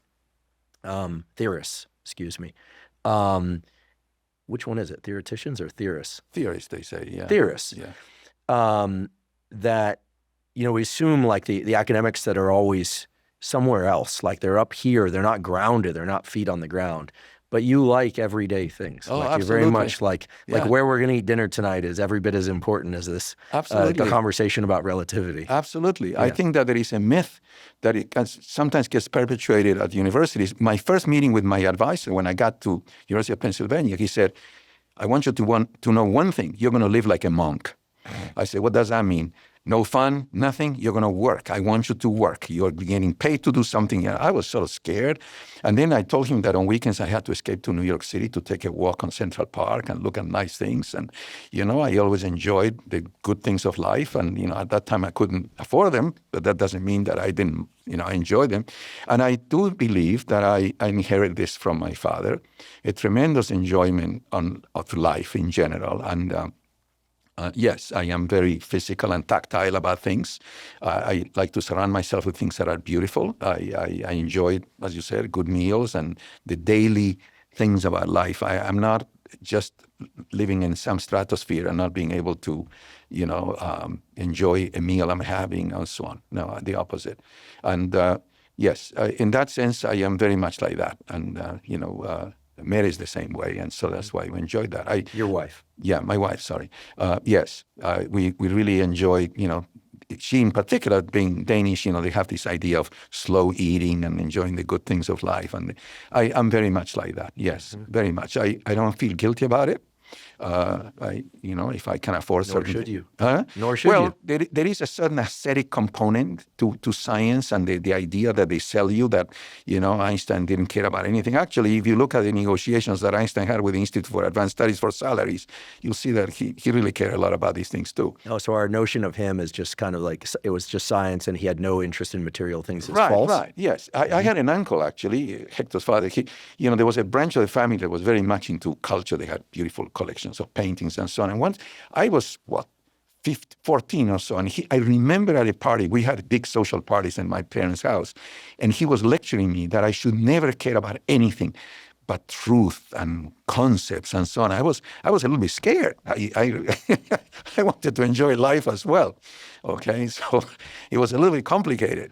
No, I enjoy everything, of course. I think I got out of my father mostly, yes. My mother was a little more ascetic in a way. But yes, the tiny little things of life are what makes one's life, I'm slowly starting to get that. Yes. I think I've been a little rabid about my interests, almost to an obsessive level, to the point where I've sometimes overlooked like how many opportunities for just like lovely daily interactions I have. I try, but I feel like I've just been chasing the carrot of knowledge. Like I love doing what I do. I've always done that, but you have to be careful indeed. I as you know, I meditate and for many years and so on. I'm being in the present and being able to just, be there and nothing else is the tremendous source of satisfaction and calms me down and so on. And when did you start that? Well, I started actually out of the discovery. I mean, a trivial thing that many people have. I discovered that every time my blood pressure was taken by the doctor, it was just going through the roof. It's called the white coat phenomenon or something of that sort. And I got very, very upset about it because I tried to control it. And it got worse and worse and worse. And they told me, what to do. And so I went one or the other. I have a friend, a colleague more than a friend, who's a Buddhist, who started telling me about, have you tried, first of all, biofeedback? That's a good. I tried for a year. I did biofeedback. And then he started telling me about meditation. So one day, actually, he's a physicist as well. He was visiting me in my lab, and he said, let's do it. I did a session with him in meditation. I couldn't believe it. My hands suddenly were warm and, felt incredibly nice. So I decided that I really wanted to learn how to do it. And I started doing it at a time when I truly needed it, because I realized that without being aware, I was anxious. Like, for instance, I would see myself walking down the street holding my, fists this way. That's not a very relaxed way of living, okay? So I really started doing this meditation on a fairly continuous basis, and I really enjoy it. And it's very important, as and as a father, I say this to anyone too, that you have to enjoy life. I mean, pursuing these things, eventually, the value is in the pursuit, not in achieving them anyhow. So you might as well pursue many things at the same time. I mean, a good meal eaten properly can be very, very nice too. I love that about you. Something I'm working on. I remember along those lines, I remember when I was in graduate school, we published a paper, and then we published a second paper in Science. And I remember thinking, like, this is like such a proud moment, a first author paper in the journal Science. And I told you, and you said, well, enjoy it and just be aware that by tomorrow you'll be worried that you'll never do it again. Exactly. Yeah. And fortunately, we published in Nature and a few other journals a bunch of times after that. But you also warned me about the postpartum of post-excitement, like something great happens. At that time, we, as a field of neuroscience, didn't really understand dopamine dynamics, but now we do. What you were describing is this trough in dopamine that we get a day or two after some big event. Yes. Typically, postpartum is associated with the birth of a child, but it could be, getting a degree or a great party or a paper in Science or Nature, first author paper. And you said a couple days from now, you're going to feel low. Yes. And you just have to wait. And I'll never forget what you said. You said, just go back to what inspired the first project, pick a different problem, it'll happen again. Yes. And the second time it happened, I was like, he was right. It happened again. Yes. And again and again. I haven't had an infinite number of those papers in those journals, but I learned about the dopamine dynamics associated with pursuing a goal. And then you get the thing and you're very excited, and then you feel the drop. Yes, yes. And that, I think, that is something that even ancient philosophers knew about it. The Buddha, many, the Greeks and so on, this idea that the things we pursue, they are ephemeral in a way, the feelings that they elicit in us, And I think that you're right. And there is also another tendency one has to try to avoid, which is you're successful in something and you continue doing exactly the same thing because, by now you know how to do it with your hands tied. Yes. And I always felt that I want to go elsewhere. And, I have sort of a reputation for changing fields. And I don't do that in order for others to be puzzled by it. It's just that I'm curious and I want to have a feeling again that like falling in love, the new thing, is nice at the beginning. But eventually, whatever you're doing, it becomes, trite and so on. Yeah, let's talk about that because after Chaos, which brought a lot of, I remember we had reporters in our house and there was like TV and the book by Jim Glick and then you switched to something completely different. Yes. And you got into computer science. Yeah. Well, computer science is computers. Computers. What happened was that a lot of the success that we had was because I was at Park. We had phenomenal computer facilities there, things that we could visualize at a time very few people could do. And so, and one of them, actually, someone suggested I get a patent. There is a patent for the chaos that sometimes people have in T-shirts that actually we discovered for the first time with guys from UC Santa Cruz, with Jim Crutchfield and so on. He was actually very instrumental in getting me into chaos and so on. But what happened was, okay, so we did this, we did quantum, and then one day I said, okay, so what do I do now? Okay, well, you can go and publish one paper after that in chaos. I mean, you can produce 10 PhDs with this. But then I said, why don't I do the opposite? I'm using computers to help me with the physics. Why don't I use the physics to study computers? Well, that's an interesting idea, but so how do you do that? So what happened to me, I was at a meeting on chaos in Copenhagen, and I couldn't sleep one night, and I had a book called The Computer-Led Brain by John von Neumann, perhaps someone that was a true genius. I don't know if you heard of him. He invented computers. He was a phenomenon at all levels, and he was part of the Manhattan Project. He was perhaps one of the most brilliant people who ever existed, at least that we are aware of. I mean, he was at the Institute for Advanced Studies, von Neumann.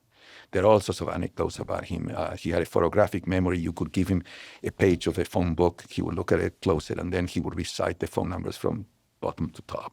Totally useless skill. Yeah, but he was a genius, true genius.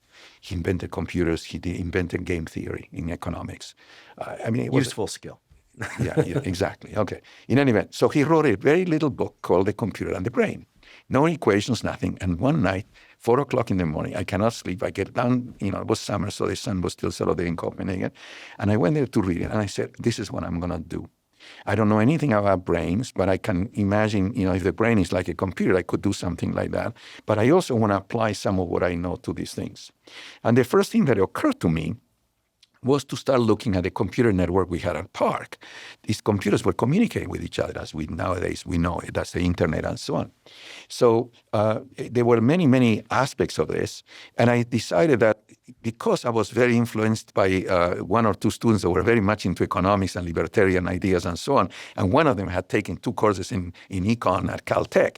So we decided to start looking at this as a market where computers essentially buy and sell programs to execute in their machines and so on. So we started really doing what we call the ecology of computation. It was a big effort, which married economics with artificial intelligence and computer. But it became a big thing. And so I became, again, it's like falling in love again. It's a new field. I thought it was great. The discovery process of falling in love is half the fun. Absolutely, yeah. And I also was able to understand, there is a lot of formalism in economics, and some of it is really, sort of academic.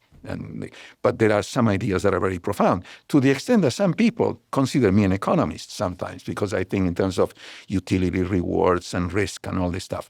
And as a matter of fact, a lot of the work I'm doing now on resource allocation in networks comes from ideas from economics. When you go into a new field, do you, in order to learn about the field, is that mainly through talking to people in the field, reading books? Both.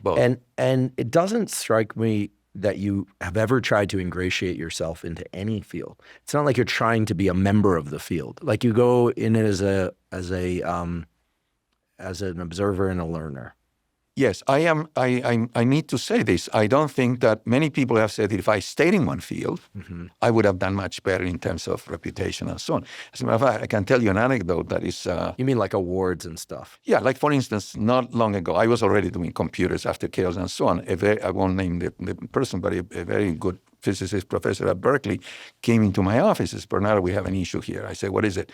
That your name for membership in the National Academy of Science is coming up. I said, oh, that's nice. He said, well, there's a problem. You're not writing papers in physics. You're writing papers in computer science. And, we need a physicist because otherwise the chemists will get that job. The physicists don't like the welcome chemists. to academia. Yeah. So I said, well, you want me to do? He said, well, can you perhaps write 1 or 2 more papers on this so we can show? I said, no, I cannot do that. I can't.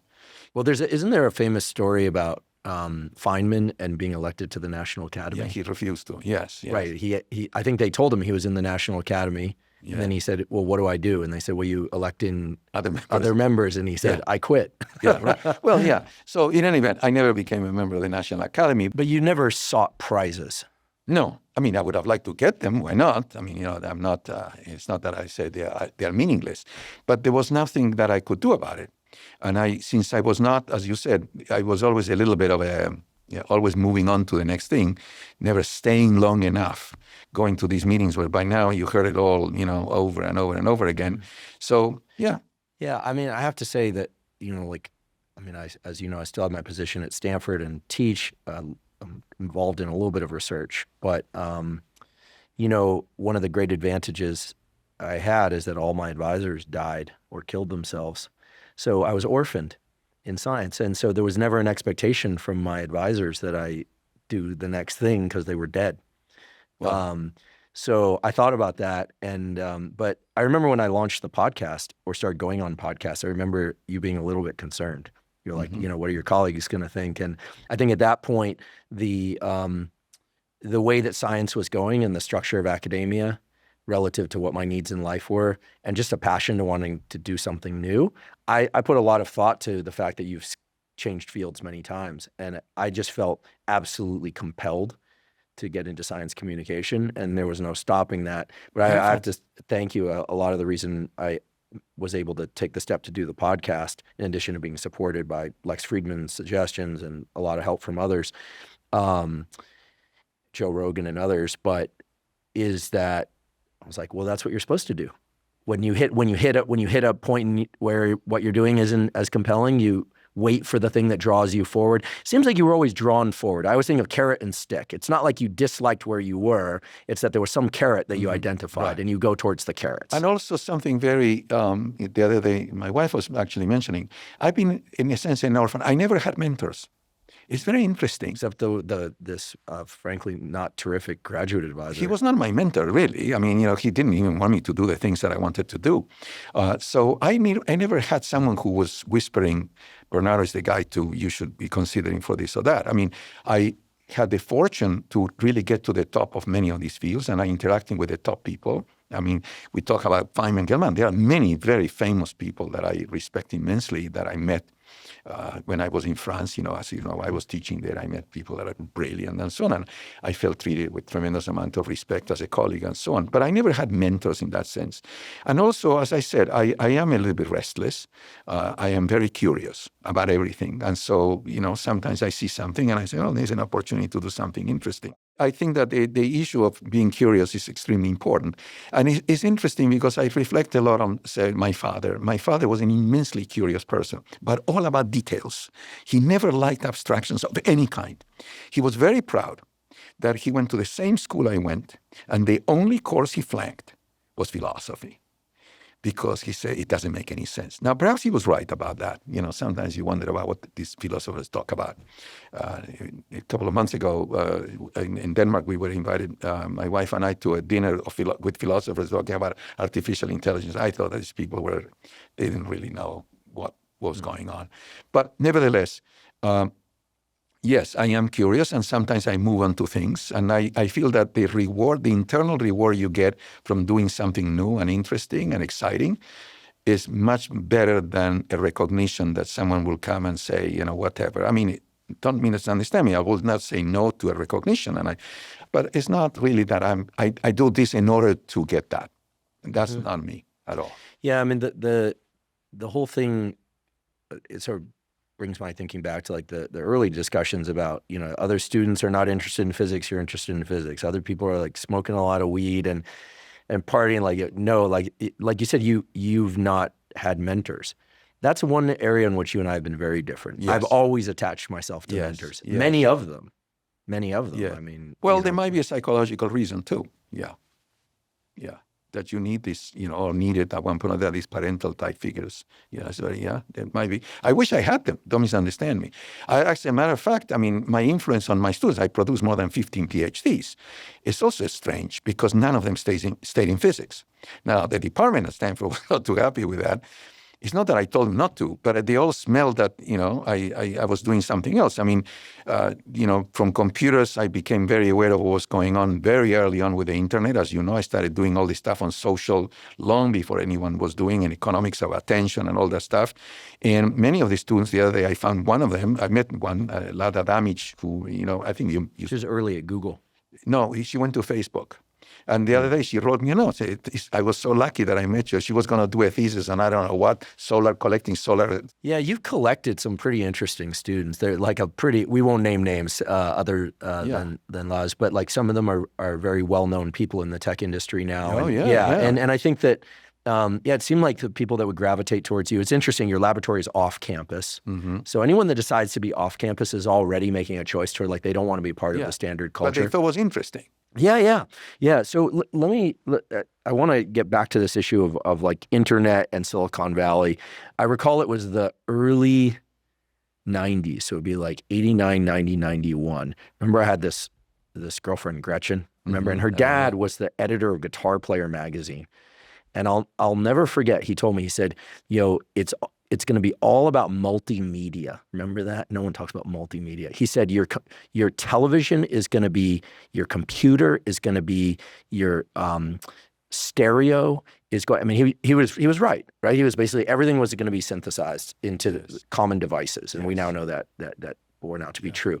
But at what point did you decide that things like computers were mainly going to be a a route to industry and not to academia. This is really important, I think, for people to understand, because right now it's kind of happening in biomedical sciences, but you see this at Stanford. People get degrees in computer science, but not to become computer science professors sometimes, but really so that they can go into industry. So how do you see nowadays, like for people that are interested in science or technology, do they need to go to graduate school? Like, is a Ph.D. useful anymore? Well, Peter Thiel says that you shouldn't even get a bachelor's. I think that's what he, I mean, I have great respect for Peter, There are a lot of things that are easier to say when you're already a billionaire. No, I know. Like Steve Jobs saying, passion is everything. Right. Yeah. I mean, necessary but not sufficient. Right. Necessary but not sufficient. So I think that what's happening today, I mean, technology, we are going through a technological revolution. There's no doubt about it.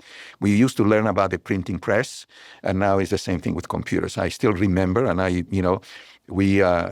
this is amazing because, today is so obvious. I mean, people didn't know much what was going on. I park everything. One night we were having for dinner, I remember, Emmanuel Mignot, who was, They discovered the orexin-hypocretin relationship. That's the cause of narcolepsy, is a mutation. He was a friend of ours and his wife. They were at home with at our dinner. And I was telling them that you could go to a computer and go through the Louvre Museum in Paris. And they say, what are you talking about? And so we finished dinner and we all drove to park at night. And I turned on my computer and there was a man, I still remember his name, something Pioch was the last name. He had gone taking pictures of every painting at the Louvre and put them online. So you could just navigate through the Louvre. Today it's obvious, trivial. At that time, they couldn't believe it. There you are in Palo Alto on an evening going through all the rooms of the Louvre. They just couldn't understand what was going on. What year was this? I don't remember, but it was like just 94? When the web started coming. That was so right we all before had to get email in college in the final year of 97. So it must have been somewhere around like 94, 95. Something of that sort. Right at the time Andreessen made the web available to everybody, basically. Netscape. So in any event, so it was an amazing thing. It was amazing. Now, all these developments were really done in companies, not necessarily in academia. Okay, that is an interesting point. And I think that today, an immense amount of the advances that we see in biotechnology, in computers, in everything, are essentially done, I would say, for profit by companies. Okay, I think social networks. We started doing social networks at a time when no one even thought of doing it. I used to say I do social science with a capital S because sociologists used to study the behavior of 5 widows in some Norwegian village and write a paper. We could look at 150,000 people. How did they visit this side or that side and predict how? We were able to predict behaviors. So I think that today everybody knows that that's the case, and it's the same thing with artificial intelligence. But for a kid in high school or kids in college or is it worth getting a graduate education? Well, it all depends on what you want to do. Law, medicine. You need you need the professional degree. These are ultimately professional degrees, so you need the training. I don't want a surgeon that didn't go to medical school. Okay, but the danger is, and I remember a very, very bright guy I had in my team. You don't want to become a blue-collar worker. See, what I'm saying is the following. Being a hacker or to deal with software, it was an incredibly profitable profession. Now you have these large language models that can actually program for you. You need to write a program. You go to ChatGPT and he'll write it for you. So suddenly, if you don't have a set of talents, a way of imagining things, of doing something, you become basically just someone that just hacks for so many dollars an hour. Now, it's true that they can give you options. If the company does well, you get rich and so on. But I still believe that you need some contextual, cultural part to this. Okay. Now, I personally believe that humanities and all sorts of other things are very important, and to understand where is your cultural environment, where are you coming from, and where is the society going is important. But on the other hand, as you said, you can just finish high school and start hacking and become very good at it, and doesn't require much more than that. Do you think the examples of like Zuck, Elon, and others, going from, essentially departing standard education to start companies, do you think they've served, certainly not talking about the companies, but do you think those examples are good examples for people to internalize, or are they unicorns? Well, I think that they are unicorns, and you have to be very careful. We only talk about the success stories.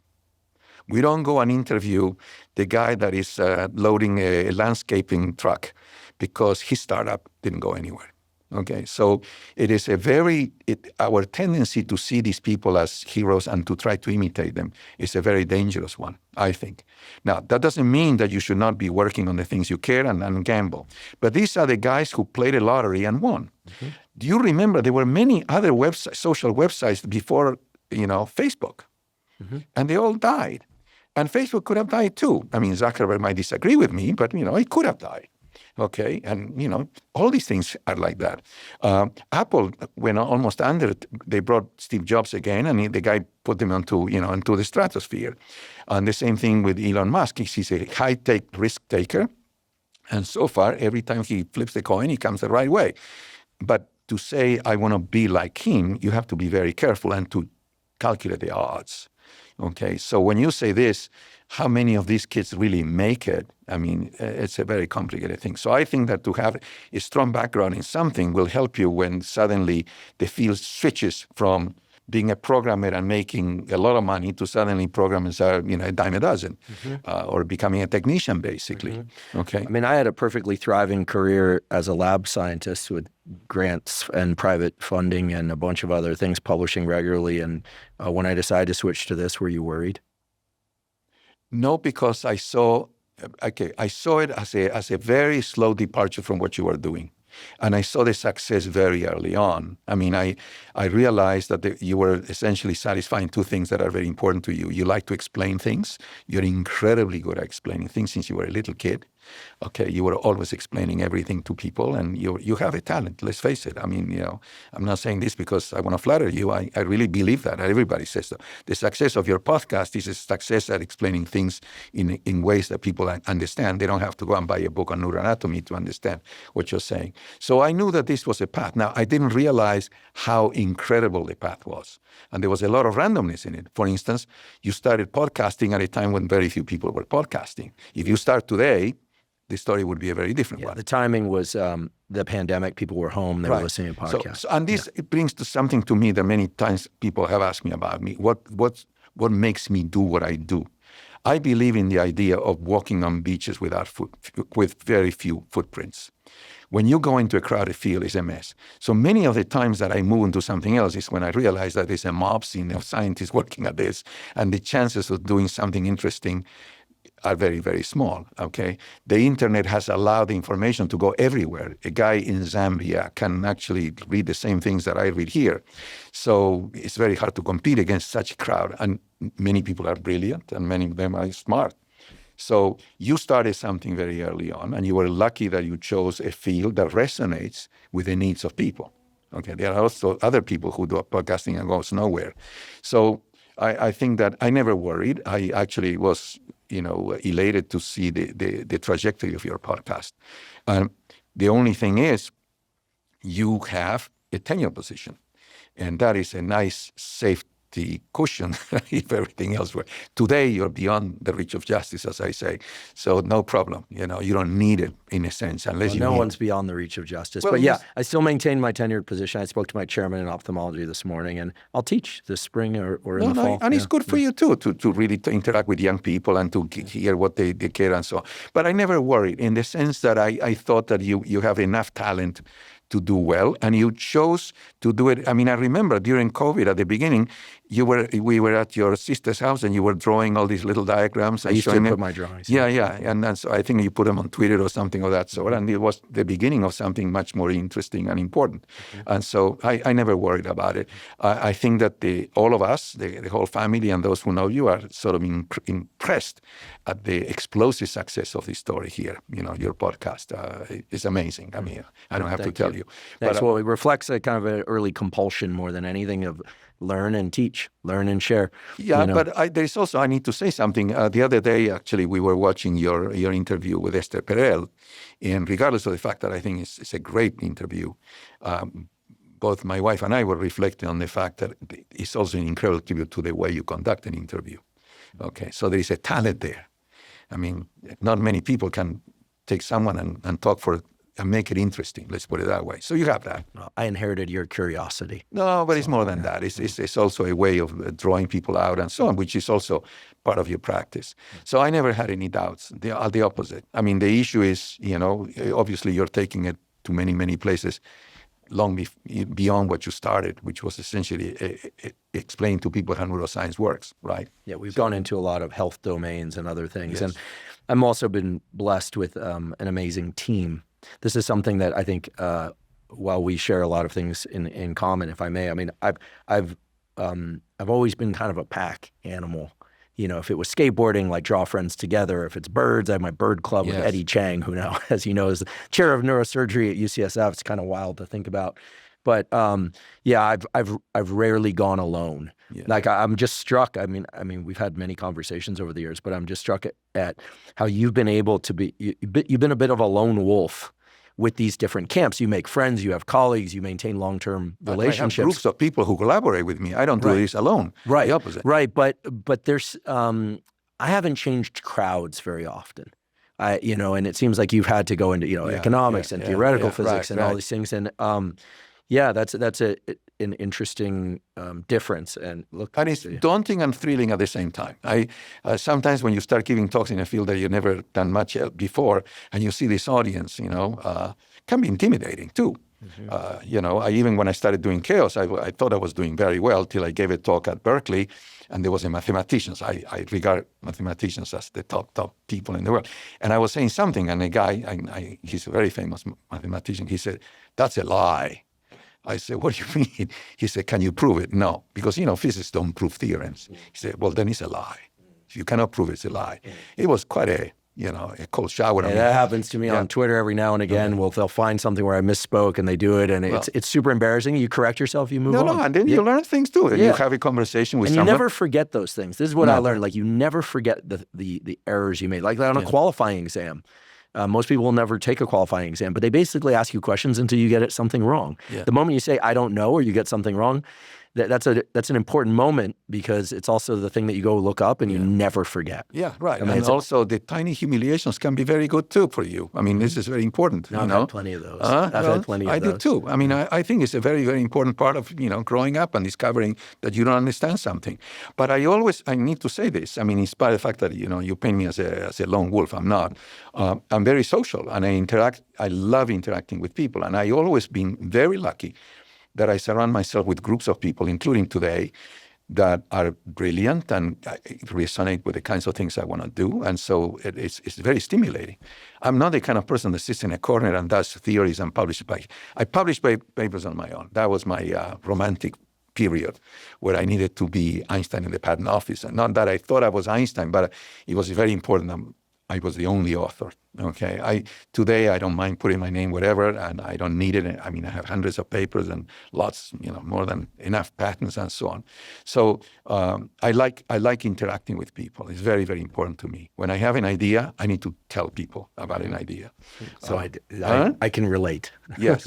So that's very good. And I still see some of my old students and collaborators, like Tad and so on, and we take walks every once in a while and discuss things, and so I learn a lot from him too. Right now, you're working, as I understand, on quantum internet. Yes. This is a mysterious term to most everybody. Yes.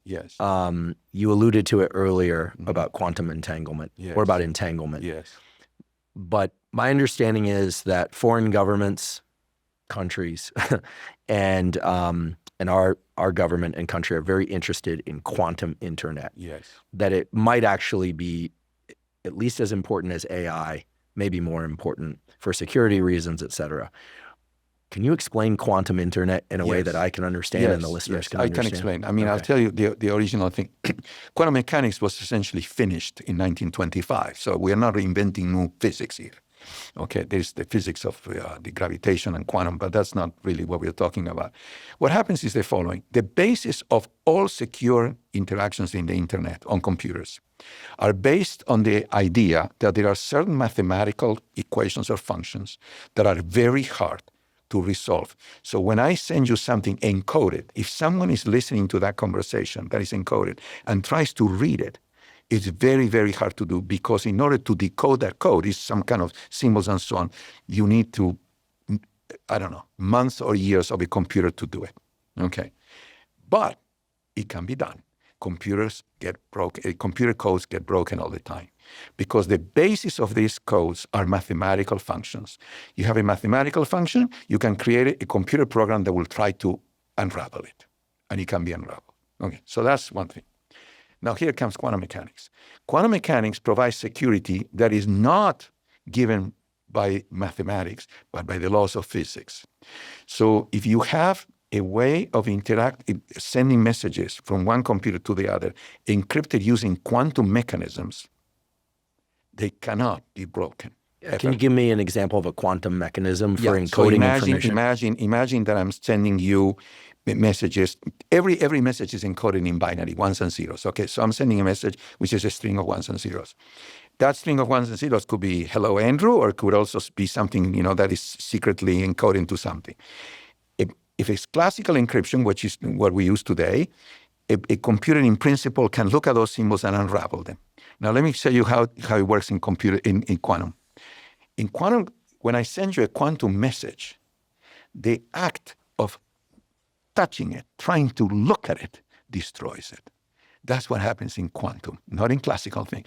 I can look at strings of ones and zeros, and I look at them, and I can make a copy of it, and then I read them, I take them to my lab, and I decrypt them. Okay? If I look at a string of qubits, quantum bits moving, there are not ones and zeros, they are different things. These are moving parts? They are moving parts. They are usually photons. They go on you can use fiber optics, you can use... So these are, I know what photons are, photons. So they're little bouncing energy of light? Yeah, little bunches of light, because photon, if they're going around, they're also, the photon could be polarized up or down or whatever, but if it's in a quantum state, which is in the intermediate between, the moment I look at it, the moment I capture it, I collapse it into one or the other and I destroy it. The interaction with it changes the measurement destroys it. This is the mystery of quantum mechanics, that the measurement collapses, we call it the word collapses into one state or the other. Before that, it was anything. We could be anything. So when I use quantum signals, I'm sending qubits, quantum bits, they're called qubits. The act of observing the qubit renders into a classical 1 or 0. So then there's no way you cannot break it. So does that mean that the practical implementation of this equates to unbreakable code? Exactly. Now, which is why, of course, other governments. I mean, what I've been told is that in China, they're working very hard on this. Oh, absolutely. And that here, we're working very hard on this. I'm working too. Yes. And you're working very hard on this. Yeah. Now, but wait. But who's there? Has anyone gotten there yet? Okay. The problem is the following. In order to decrypt this, remember that I told you that you can use mathematics, okay? Some of these functions are incredibly complex. It might take the age of the universe perhaps to decode them mathematically. Let's not talk about quantum. But if you have a quantum computer, now we're talking about a quantum computer, it can do it in a couple of hours. A quantum computer could decode any mathematical function of the ones used in encryption in hours. Whereas it would take the age of the universe for a monster computer, standard computer you can buy, to do it. So in theory, whoever gets this ability first can read essentially all the information that's being sent around the world. Not only that, and many people are doing, the Chinese, the Koreans, and we're doing, they are grabbing everything now that is encrypted. They cannot decrypt it, and they store it because someday they'll be able to decrypt it. But who knows if it will still be relevant? Oh, but it may be. And we don't know what they have. Imagine if you can get. Remember when North Korea hacked, what was it, Disney, and then they discovered all these emails where people, like George Clooney, I don't know who was complaining about this or that. So imagine. And worse. We just didn't hear about that. Yeah, okay. So if you grab all this information, we cannot decrypt it today, but if quantum computers become available, and there are people working on quantum computing, they'll be able to decrypt it. In the meantime, people are working on deploying these quantum networks. We're working on that too. Not to deploy them, but just to see whether or not it's feasible to do that, okay? The Chinese are ahead of almost everybody. They have 2 satellites already in orbit that are sending these qubits. So these are impossible to decrypt, okay? Wait, so they're sending the qubit. So you can already communicate in quantum. Oh, yeah, we communicate all the time. Yeah. I have a lab in Colorado that does that. Yeah, absolutely, over 100 kilometers. Yeah. But that's not what standard internet is using. No. But eventually we will have a quantum internet based on all this. Because in order to talk to these quantum computers, you have to send qubits, not just normal bits. So this is a race. Yeah, a race. We are not really, I mean, since we are not and there are a lot of people, I need to tell you that a lot of people, including this government, that claim that this is not really that relevant or important. But in Europe, for instance, they're really putting a lot of money into that. Why would our government not think it's important? Because there is a sociological phenomenon here. Cryptography has always been the promise of the mathematicians because there are mathematical functions, like discrete logarithms and so on. They believe the moment they heard about quantum computers, they said, we can solve the problem. We can create algorithms, mathematical algorithms that are going to be even harder to break. They call that post-quantum. But they don't know it's true. The United States government is following this post-quantum because they think it's easier and so on. Already they published 2 of these very, very fancy algorithms. 2 students with a laptop were able to decrypt it within a week. So obviously you cannot prove that no one will ever decrypt these things. Okay, so there is the cryptographers they don't like physics. They don't work as physicists. So they say quantum key distribution. That's the name of this thing. It's esoteric. It's not important, and so on. And also, it won't work. Well, they say it's going to work for short distances, about 10 to 20 kilometers. We just published a paper that got tremendous publicity and award and so on as best paper, that we were able to send this stuff over 100 kilometers. Okay, so I mean, and the Chinese are sending that from satellites, okay? So impossible to decrypt. Military communications based on these kind of things are impossible to decrypt. So they're very important. But there is a whole group of people that are saying, no, post-quantum is what we want. And so NIST, the National Institute of, Science and Technology, they are really pushing the post-quantum thing. In Europe, it's the opposite. They're really embracing quantum. I mean, I was in Denmark, for instance, is very far ahead into these things. NATO just gave them a pile of money to work on quantum and so on. So it all depends. It's a complicated thing because the crypto people are all mathematical people. So they don't care about quantum. Is any of this going to be useful for trying to understand, I don't know, how the brain works? Or is it, there's still debate as to whether or not the way that we're thinking about brain function is even like the right way. We think about neurons, action potentials and chemicals, but the physicists, whenever they kind of like poke their noses into this stuff, they tend to think about it a little bit differently, or they start to think about, state dependence, like the brain that you have at 8 a.m. is very different than the brain you have at 2 a.m. or 4 in the afternoon. Okay. Like maybe everything's happening differently, and maybe some of this actually gets down to the quantum level. Like we can't say this neuron talks to this neuron, and when they talk in the following way, you get a certain output. Well, is there relevance here? Okay, there are 2 things I want to say. Beware of physicists getting into brains, in brain work. I mean, they always end up. It's like the new thing now. Yeah, I know. Neuroscience, swung the doors open. I was into neuroscience for a while. I think recently neuroscience has made a good move of including people from psychology, computation, even philosophy, economics, and biology, basically all levels of analysis. But the other thing you asked about quantum and the brain, there is Roger Penrose, who just got the Nobel Prize in physics. Mm-hmm. He's one of the few people who have very esoteric ideas about the brain being totally quantum. And he's an incredibly brilliant man. He was the advisor of Hawking. I heard him on Lex's podcast. Yes, and he does have interesting ideas about how neurons might be communicating maybe as bound networks as opposed to independent entities. But no one really follows it, and I'm not an expert in that. But so Roger Penrose is the one that's pushing this. Many of the physicists who go into brain science are not very clever at doing brain science because, I heard a story, I think it was Francis Crick or someone who told, I was at a conference and he was saying this, that a physicist came to him and said, I decided to go into brain science. And so he said, okay, what have you done? And the guy says, I measure the specific heat of the brain. What do I do with it? Basically. Well, I think it's good that computationally minded people have joined neuroscience because it was getting too modal, too descriptive. Yeah, right. That said, I do think that, math is so important, but it's often used to intimidate biologists into thinking that their ideas either might not be true or that there's better ideas out there. I will say that when computational neuroscience first started, it seemed like the attempts to model the brain were pretty feeble. Yeah. And actually, I'll just say it, they were pretty lame. But now, I think with AI and LLMs, oh, that's a whole different story. Like the biologists have had to step back and say, hey, these math, physics, engineering AI types, they have the potential to really evolve the field. No, right. At least that's my stance. Yeah, I was at conferences where people say things like, the brain is a massively parallel machine. And I say, wait, are you sure of that? That's a meaningless exercise. So I said, if I show you a row of trees and I said, tell me how many are they? Do you really take the whole thing? And he said, 75? Or you have to go sequentially? It's not parallel, it's sequential, But LLMs are pretty interesting, right? I mean, I'm working on them. You can take 4 or 5 large language models, essentially sort of pseudo brains, and have them work on the same problem. It's hard to work with 5 people in parallel in a way that's coherent, right? You can all talk. You can only talk so much over one another. It's very interesting. That's exactly what we're doing now. Years ago, with Jeff Drager, we wrote a paper on the idea of showing how programs collaborating with each other could solve problems very, very fast that human or others cannot do. And it's a basis of a lot of the work we want to do now. Yes. And there are people who are already thinking of putting many of these LLMs together and then see whether or not they do better than a single one or better than a human. So you think AI is going to improve life for the typical citizen?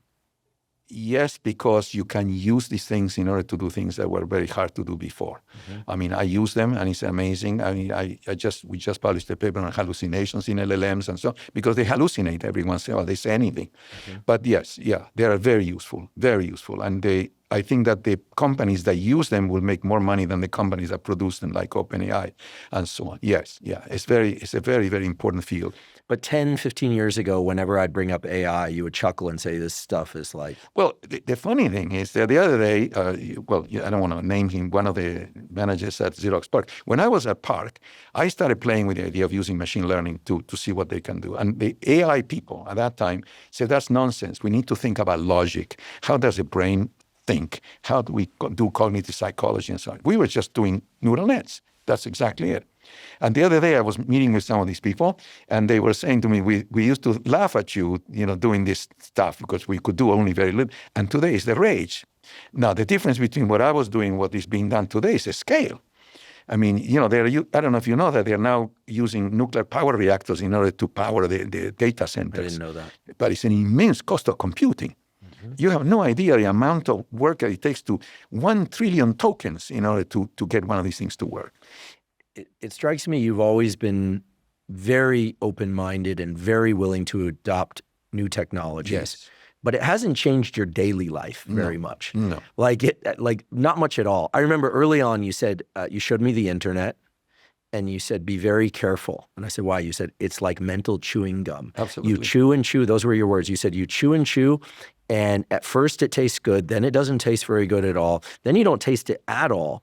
And then you realize there's no nutrition. Right. And I always think about that in terms of phone usage or web foraging behavior. Like, yes. And you still bike to work. You take a walk in the afternoon or after eating. You've always been incredibly regular with your routine despite the evolution of all these technologies. Like you're not the guy in Silicon Valley who's like tricked out with all the gear. No. Yeah. Well, there is another... Actually, I've never seen you at a cafe with a laptop. Well, sometimes, but there's another aspect to this. As you know, in the last up to 5 years ago, I spent 4 years working on the economics of attention and why is it that people attend to things. And I really believe, and I'm not an expert, that there is a tremendous resonance between these machines and our human brains, and they are addictive. The former CEO of Hewlett-Packard, where I was a director in the labs, Meg Wickman, she used to say, I wake up in the middle of the night to look at my phone. And I know people who do that. And there are members of my family who do that more often than I would like to see them do that. You don't do that? No. And I mean, I do it, but not, I don't have this compulsion to see what's going on. I had a student that he said, I love spam because at least something is happening. Oh, my goodness. He said that. Spam? Spam. He said, I get spam and I look at it because something's happening, he used to say. Wow. He's now a very successful financial guy. Stop doing something. Brilliant fellow. But that's because maybe your internal world is rich enough that you don't. I mean, no. But I look at news. I like to look at things. I like look at videos. Don't misunderstand me. It's not that I ignore it. But I'm not. I mean, I mean, I like the latest things and so on, especially if they are beautiful and so on. But yeah, I'm not into whatever the latest is and so on. And I remember I got some Oculus things that I got for free from VR, Facebook. I gave them to you, and I never used them once or twice.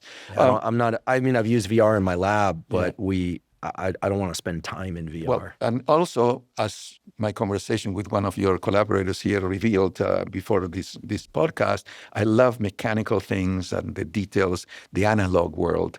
Okay, so yeah, digital is interesting and it's fascinating in some ways, but I like things, like mechanical watches, cameras that click when you press them and so on, but not artificially. Okay, so I really like that. I like things that are very classical and so on in many ways, and I enjoy that. I like technology. Don't misunderstand me, and I use it a lot. And I use it and I do new things with them, and I get patents and so on. But yeah, I'm not a techie guy in the same sense. I like to have an analog life, not a digital life. Riding a bicycle is analog. Walking is analog. Sitting and meditating is analog. Of course, you can also listen through the internet to a good thing that helps you meditate or go to sleep. Don't misunderstand me. But I don't have this fascination with things and so on. I mean, some people do, but it seems like a lot of people have a fascination with the future. You seem very grounded in the present. I've never read a single book of science fiction. Most of the people I work with, and I admire them, they all come with ideas from books in science fiction. They always say, did you read this or that? And I have no idea. I never liked it. I like to read about real people with real blood and real feelings. Science fiction to me is devoid of that. It's imagining, droids doing this or that. I couldn't care less.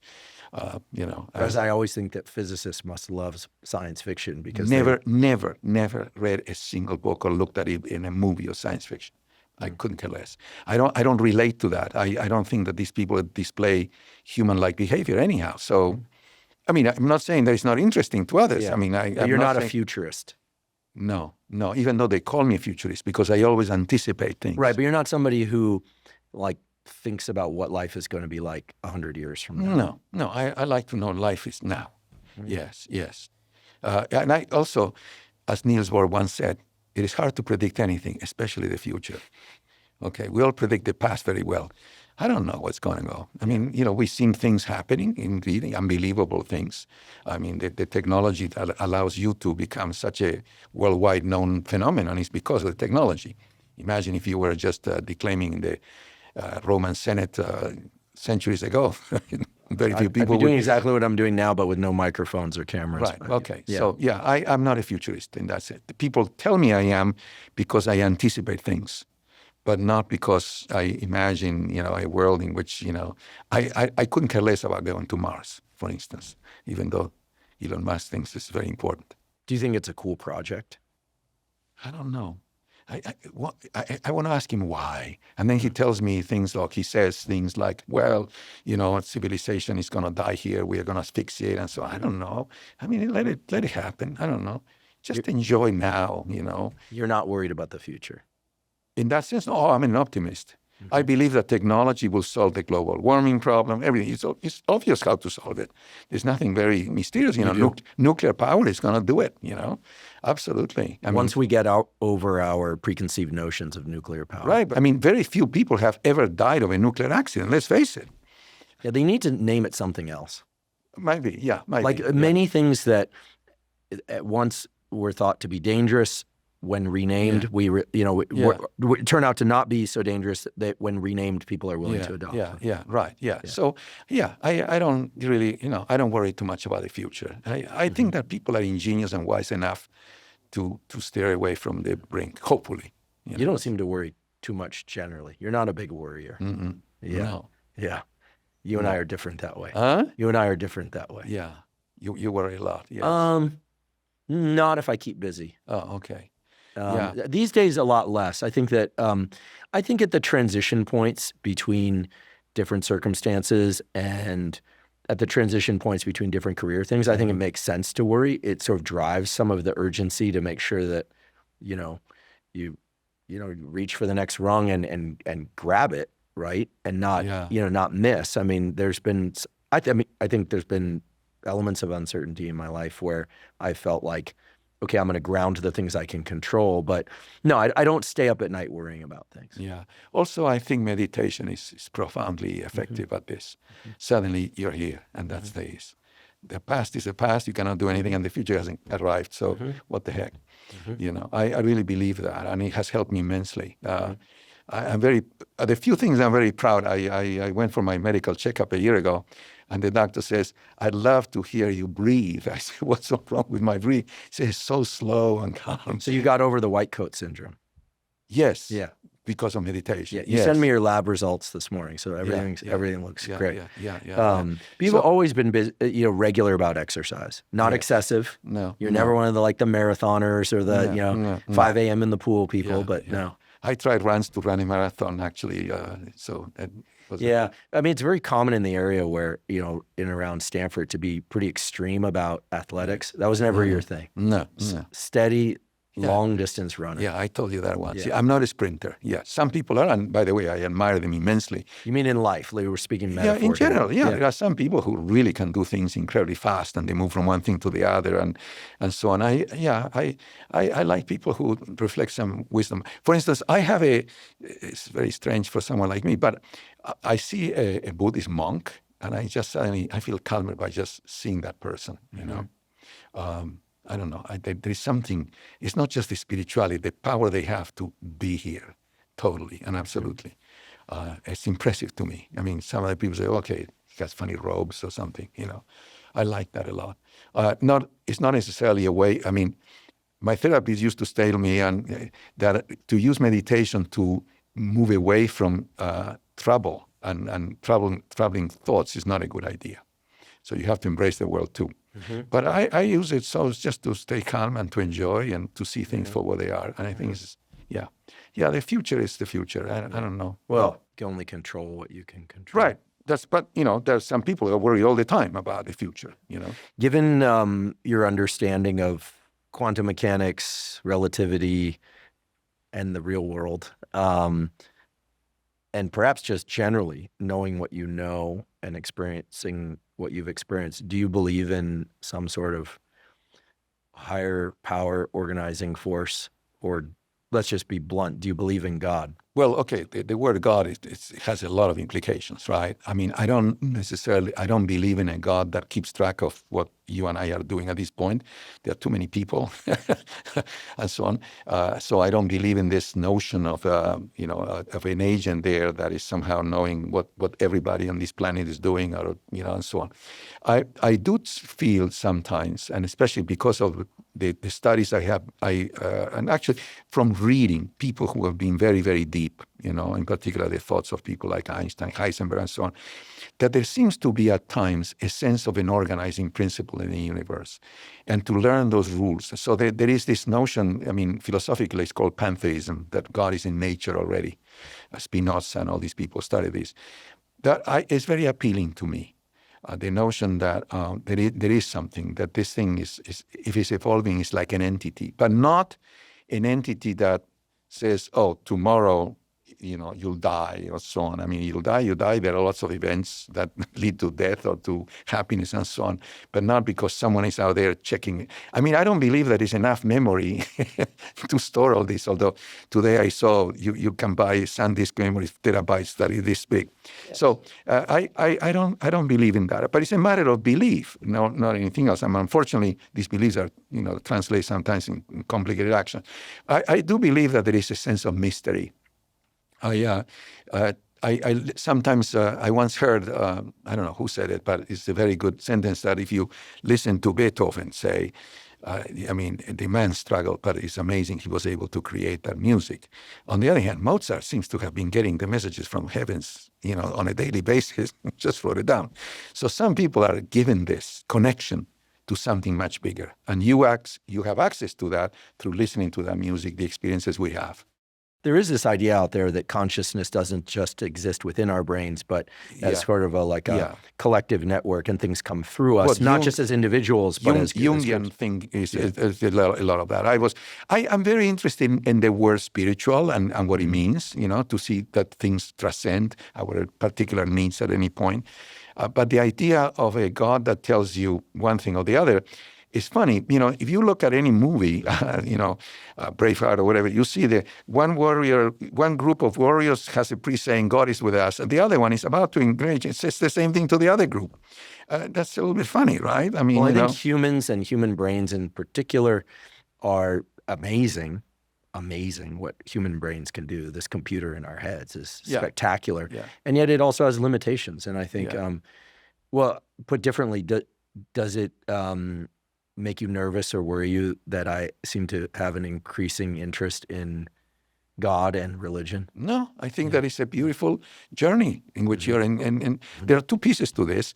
Provided you don't start using this to somehow spout arguments why people shouldn't do this or that. No, it's only my own exploration of my own life. I respect that. I think it's a very important thing.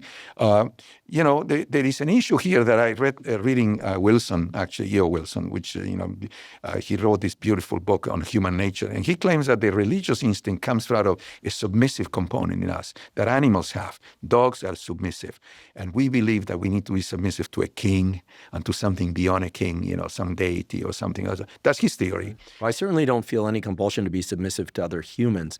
I mean, I think in knowing the limitations of the human brain and cognition, I don't care how smart, I don't care how successful an individual or a group is, like it's very clear that the human brain is limited in parsing the universe that we're in. Otherwise, we wouldn't continue to have the same issues over and over. Although I do like to think that we're falling forward, we're evolving forward as opposed to devolving as a species. But we tend to repeat a lot of the same mistakes over and over again. There's also a technical thing here. We sometimes confuse randomness with premonition or God doing something. I mean, dodging a bullet by turning your head, as our next president did, is an incredible thing.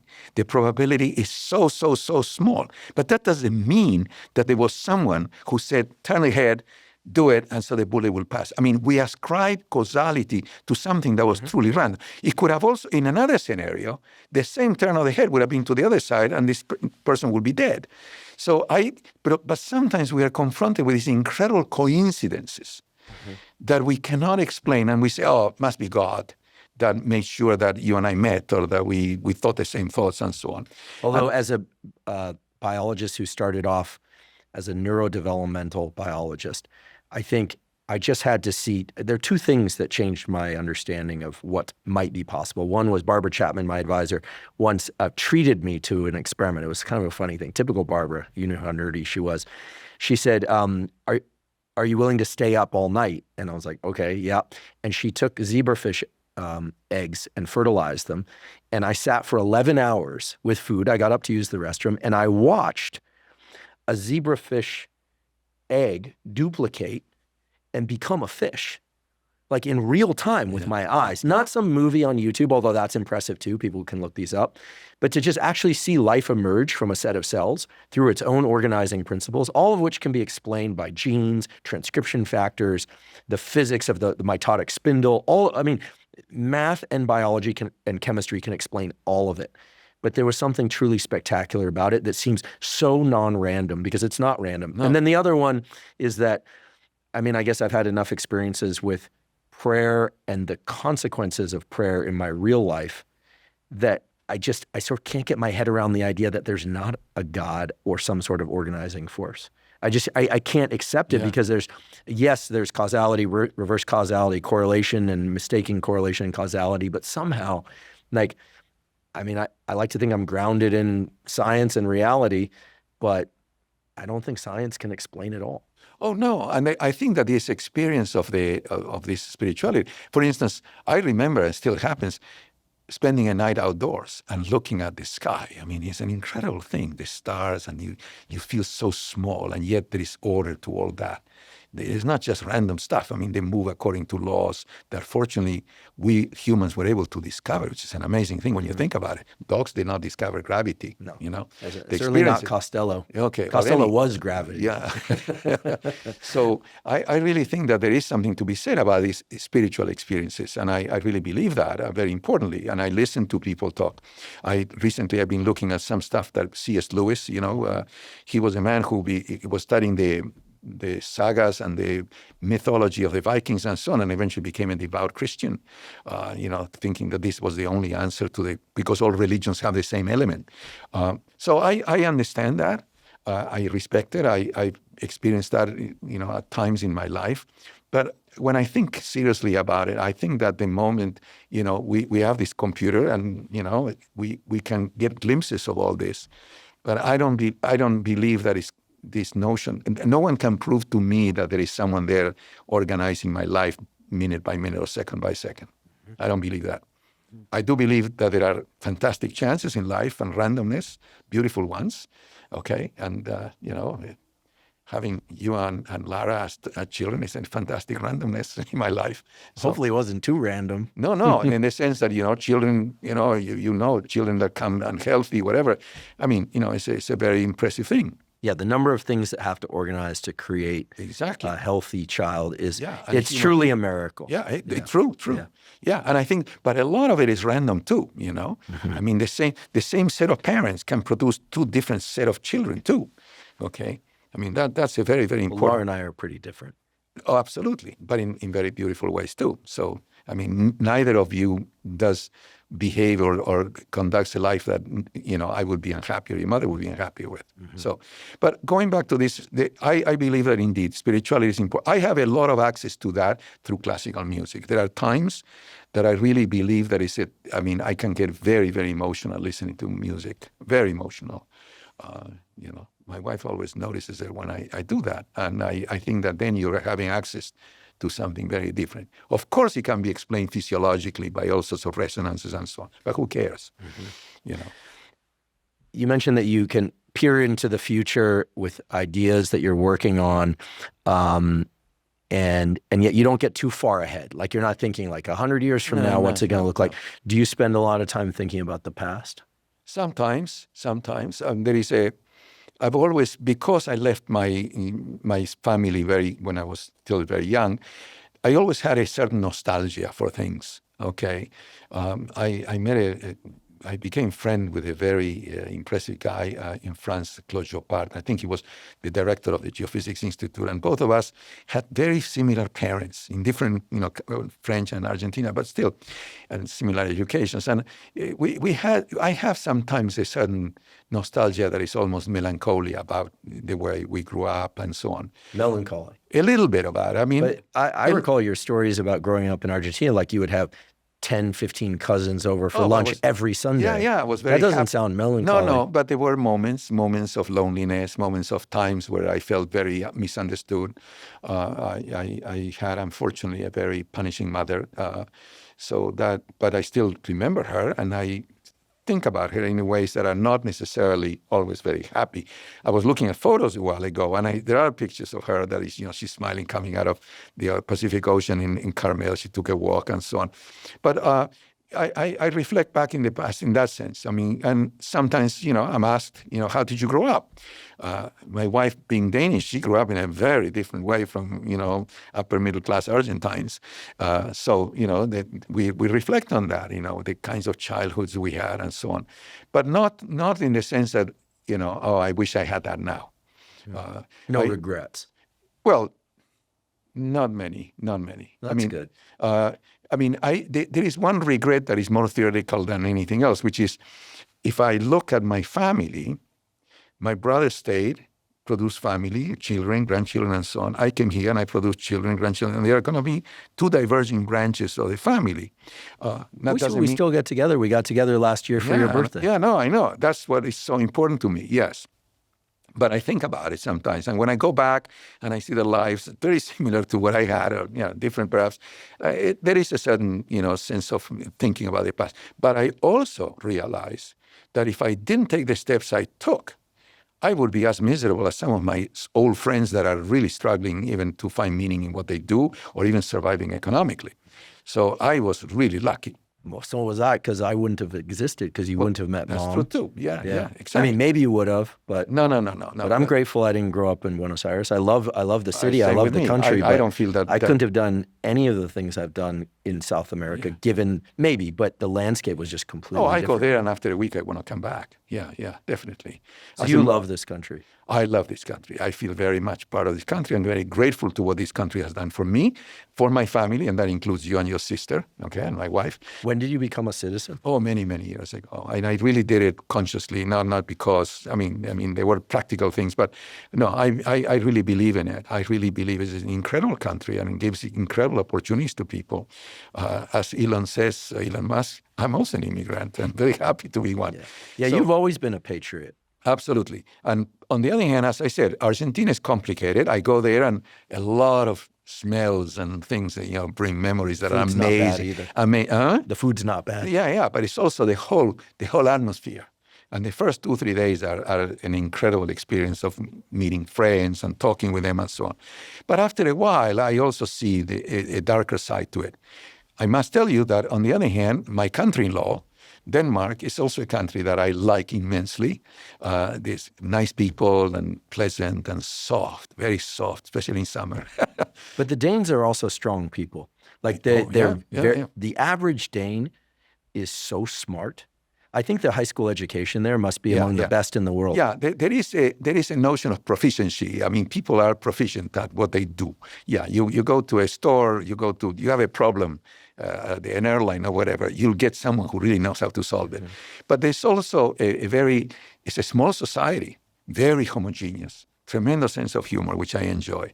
And it's very soft. People, enjoy life. They have notions like slow food movements and things of that sort. So I like it. I could not live there because it's a very homogeneous way of behaving. The Lutheran ethic is there. They're not religious, but they're Lutherans. So I feel very comfortable in Europe and so on. But I like being here, yes. Mm-hmm. Yeah, I feel like our family now includes so many different nationalities and religions and backgrounds and philosophies and political stances. Well, it's good too. Yeah, it's great. It's starting to look like the UN with some extra. Well, I grew up in a family that had an ideological diversity. It was incredible. That's good. So that was also good to be, as a child, to hear these arguments about politics and so on, Yeah, I hear a few of those now. Yeah. Arguments about politics. We won't get into politics. One thing that I did want to say, however, is that I remember a long time ago, and I'm certain because I wrote it in my journal, you said, politically incorrect views are often right. Is that true still? Yes. Still true for you, I should say. Yes, absolutely. Because this has only to be judged in time, okay? I think that the issue of political incorrectness is some kind of a mob behavior that says you should think like us. Okay, we should be able to express our views with respecting others and so on, and we should be respected for that. I think that this whole notion that others are telling you what to think or not to think is a little bit complicated. And I must say something which I hope it doesn't get me in trouble with my Danish side of the family or friends. Societies like the Scandinavian societies that are extremely uniform in thinking, the word should is used all the time. Yeah, you should do this, you shouldn't do that. Good that you did it, it's they enforce behavior in a very, very particular way. It's not a herding instinct, but there is a very, very strict Lutheran tradition of telling you what you should and you shouldn't do. So I know very few people, and I've been going to Denmark for many, many years, that really have iconoclastic ideas that are away from the mean, and they're considered odd. Okay, very few. Including the physicists. And they have fantastic school of physics there. Niels Bohr was there. So it's a society that conformity is the issue there, right? So on the other hand, I think that it's good to think differently. And, there's a man, perhaps you heard of him. I admire him. He died, Freeman Dyson. He was on a level with Feynman and Engelmann, by the way. He used to have very strange ideas too. He used to say, global warming, what's wrong with it? The Sahara is going to be a garden. And people, the Sahara Desert will become a garden. People will be able to eat all that food. Well, I think people hear that, but then they counter it against these, very heart-wrenching pictures of like polar bears on ice caps that are shrinking, this kind of thing. There are more polar bears today than when Mr. Al Gore said that we're going to die. Listen, I'm not going to argue climate change with you because I have no knowledge there. I'm giving you a I'm not countering. I'm just saying, this is getting very intense on the internet now because the arguments on both sides seem pretty strong, at least as they're presented. So who's right? No, the question is, what can we do about it? That's the issue. And I think that technology and wisdom are going to solve it. I think so. I really believe that very strongly. I'm an optimist when it comes to that.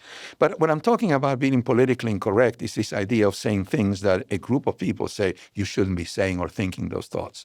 And the question is, can we debate those things rationally or nicely, respecting people's beliefs? Okay. And I believe in that very strongly. And I think being politically incorrect is a way of saying you're smiling at them. But it's okay. Why not? Who said that we shouldn't be like that? I remember encountering the first libertarians when I was already, working as a physicist, and they were saying to me, why are we afraid of the Russians? I said, well, do you think they're going to invade the United States? Can you imagine Russia invading? I mean, if they invaded, how are they going to control us? They had these arguments. They were very funny arguments, Why do we need an army? Why do we need taxes? And I really thought that was so provocative, so interesting. Do you consider yourself a libertarian? In many ways, I like the idea of liberty. I believe very strongly in it. I mean, this country was founded on that. I think that our founding fathers really believed in it, and I admire them for that. The reading Jefferson and so on is really inspiring to me. I think that some of the political movement is a little bit odd. They always end up with political candidates that go nowhere and so on. Yeah, why do you think that is? Huh? Why do you think that is? I think that if they're so rational, they're often among the smartest but they people are not in the room. they are not strategically smart. Yeah. I met at times libertarians that think, incredible thoughts, and they live in Silicon Valley and they're poor. I mean, even though they are the ones who are supposed to know. Some are poor, some are not. Yeah. But I'm saying it's very interesting. They choose presidential candidates no one ever heard of. I think many of them are, they are on the spectrum in a way that doesn't allow them to get into the minds of other people in a way that would allow them to convince other people about their arguments. Yes. I mean, a lot of politics, as we know, is show business. I mean, in this recent election, it was all posturing. Yeah. It was all about grabbing emotion. Yeah, it was not about logic. It was about emotion. I have several of my people that they put all their money to freeze themselves. You gonna cryo yourself? No. My dad and I have had this running joke for a lot of years because someone we know very well and several people we know well have set aside significant amounts of money to have their heads or entire bodies frozen on the idea that they're going to be brought back later, Han Solo style. You've always laughed at this idea. No, but not only that, there's a colleague of mine at Stanford who accuses me of being friends with a guy that is like that. And I told this guy, I said, he thinks that you're a bad influence on me. And the guy said, well, tell him that we are the ones who are going to come back and do what we believe. Yeah. He's going to be gone. You're not interested in living to be 200? It's not an issue. These people are interested in living for another 1,000 years. So when they wake up, they see how the world looks. They read science fiction. So they're very interested to know what the world looks like once they wake up. So there are people in the health space that are trying to not die, Brian Johnson and others. That's a different story. Yeah, I mean, what's your thought on trying to live to be 150 or something like that? Well, if you can live, the issue is not the age, it's the conditions of your body and mind, okay? That's the issue. Mm-hmm. I had the misfortune and unfortune of having two parents that lived very long lives. One was my father was incredibly lucid until the end. My mother had everything, every dementia and complications that came from, being an anorexic all her life and so on. So my father enjoyed being lucid until the end. And so he didn't take care of himself physically so well. So the idea is if you live up to 100 or 150 or 200 and you can still do the things you enjoy in life is one thing. To be like my mother, who couldn't even comprehend what was in front of her when you put a cup of tea, then it's very sad. But it can happen at the age of 35, So, yeah, I'm not into a race to live forever. Mm-hmm. I want to live healthily. I want to enjoy life. Enjoyment is the most important piece. What's the point of being, tethered to tubes all over the place, flat on a bed, and you say, oh, I made it another year of my life. I mean, that's not really a life, at least for me. Do you worry about or wish for anything for me, for Laura? Yes. To be super happy people. No, I don't want to use the word happy. I want to see you joyful. Joy. Joy is more important than happiness. Mm-hmm. Joy is a state of mind Happiness is, okay, yeah, I set a list of things I want to have, and I have them, and I smile a lot. Joyfulness is this sense of being in yourself, and I would like that. I mean, you two are very different. Lara lives much more in the moment than you do, for reasons. Yeah, okay, it's her view of It's her demeanor. Huh? It's her demeanor, and it's very good. I mean, Lara's focused on what she's going to do this weekend. Yes. I'm focused on what I'm going to do this weekend, next week, the next month, and for the next 8 months. I would personally like to see you enjoying today and this weekend, and that's it. And everything else is going to come to you. I believe, and now I'm speaking in a way that is more paternal than anything else. You have a charmed life, and everything came to you since you were very little, and you exhibited behaviors and so on that everybody was even smilingly impressed with you from the very beginning. I mean, it's not that you were a genius at chess or Rubik's Cube or anything. I know some kids that are like that, but there was something in there. And so I think that, learning to just relax and rest, but it's part of your behavior. Since you were little, you had these problems. Okay, I used to put you on my lap and say, it's going to be fine. And say, well, what if I cannot do my homework? Okay, but you could. Or even my stuffed animals. Yeah. The same. That gave needed you to be organized and I probably have. Remember, I had the grunting tick. Yes. Yeah. Oh, yeah. That was. Yeah. I probably drove us nuts. Yeah. Well, I probably have a little bit of an OCD type thing. I mean, not diagnostically, significant, but when I bite down into something that I'm pursuing, it's very hard for me to think about anything else. Well, we talked about it when you were at Berkeley. Once you told me that you were starting to run, but you wanted to run like everybody else was running, I don't know how many miles. And I heard there was a guy who had been in the department, Randy Nelson. He's now a professor in Ohio.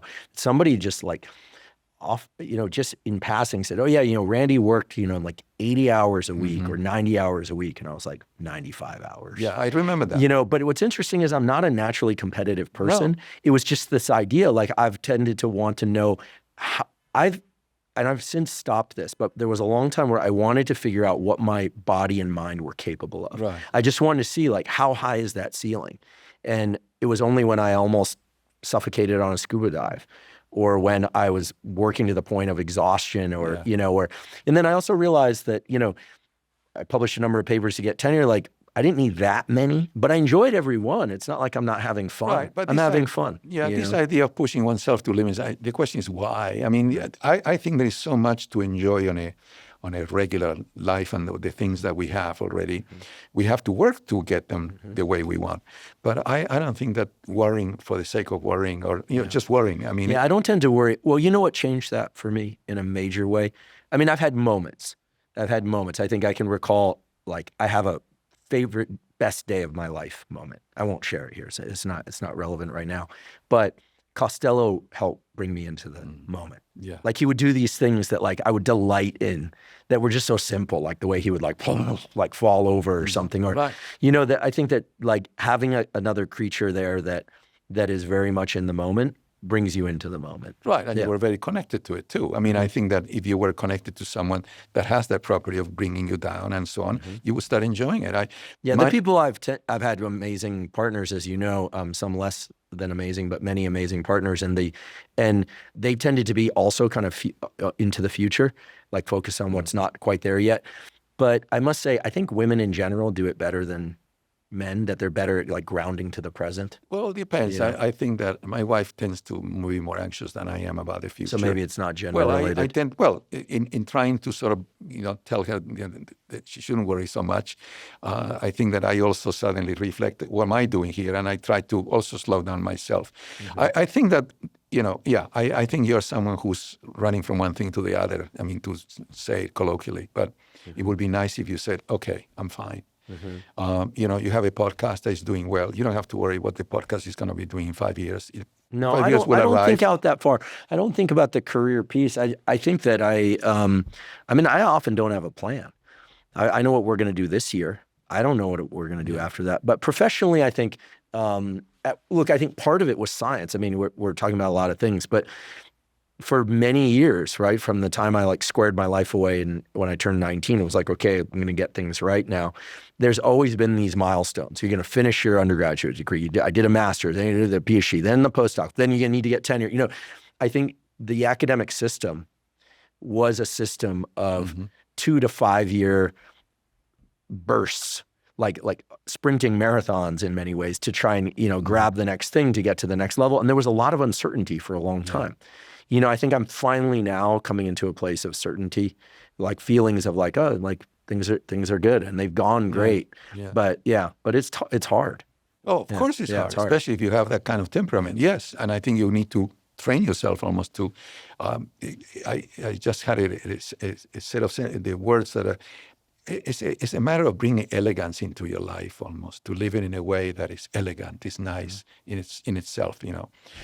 That is important. One of the things I learned, living with a Dane, Danes don't like you to eat standing. They set a table, and they light a candle, and it's very nice. It creates a pace. Yeah, the ritual. The rituals are very important.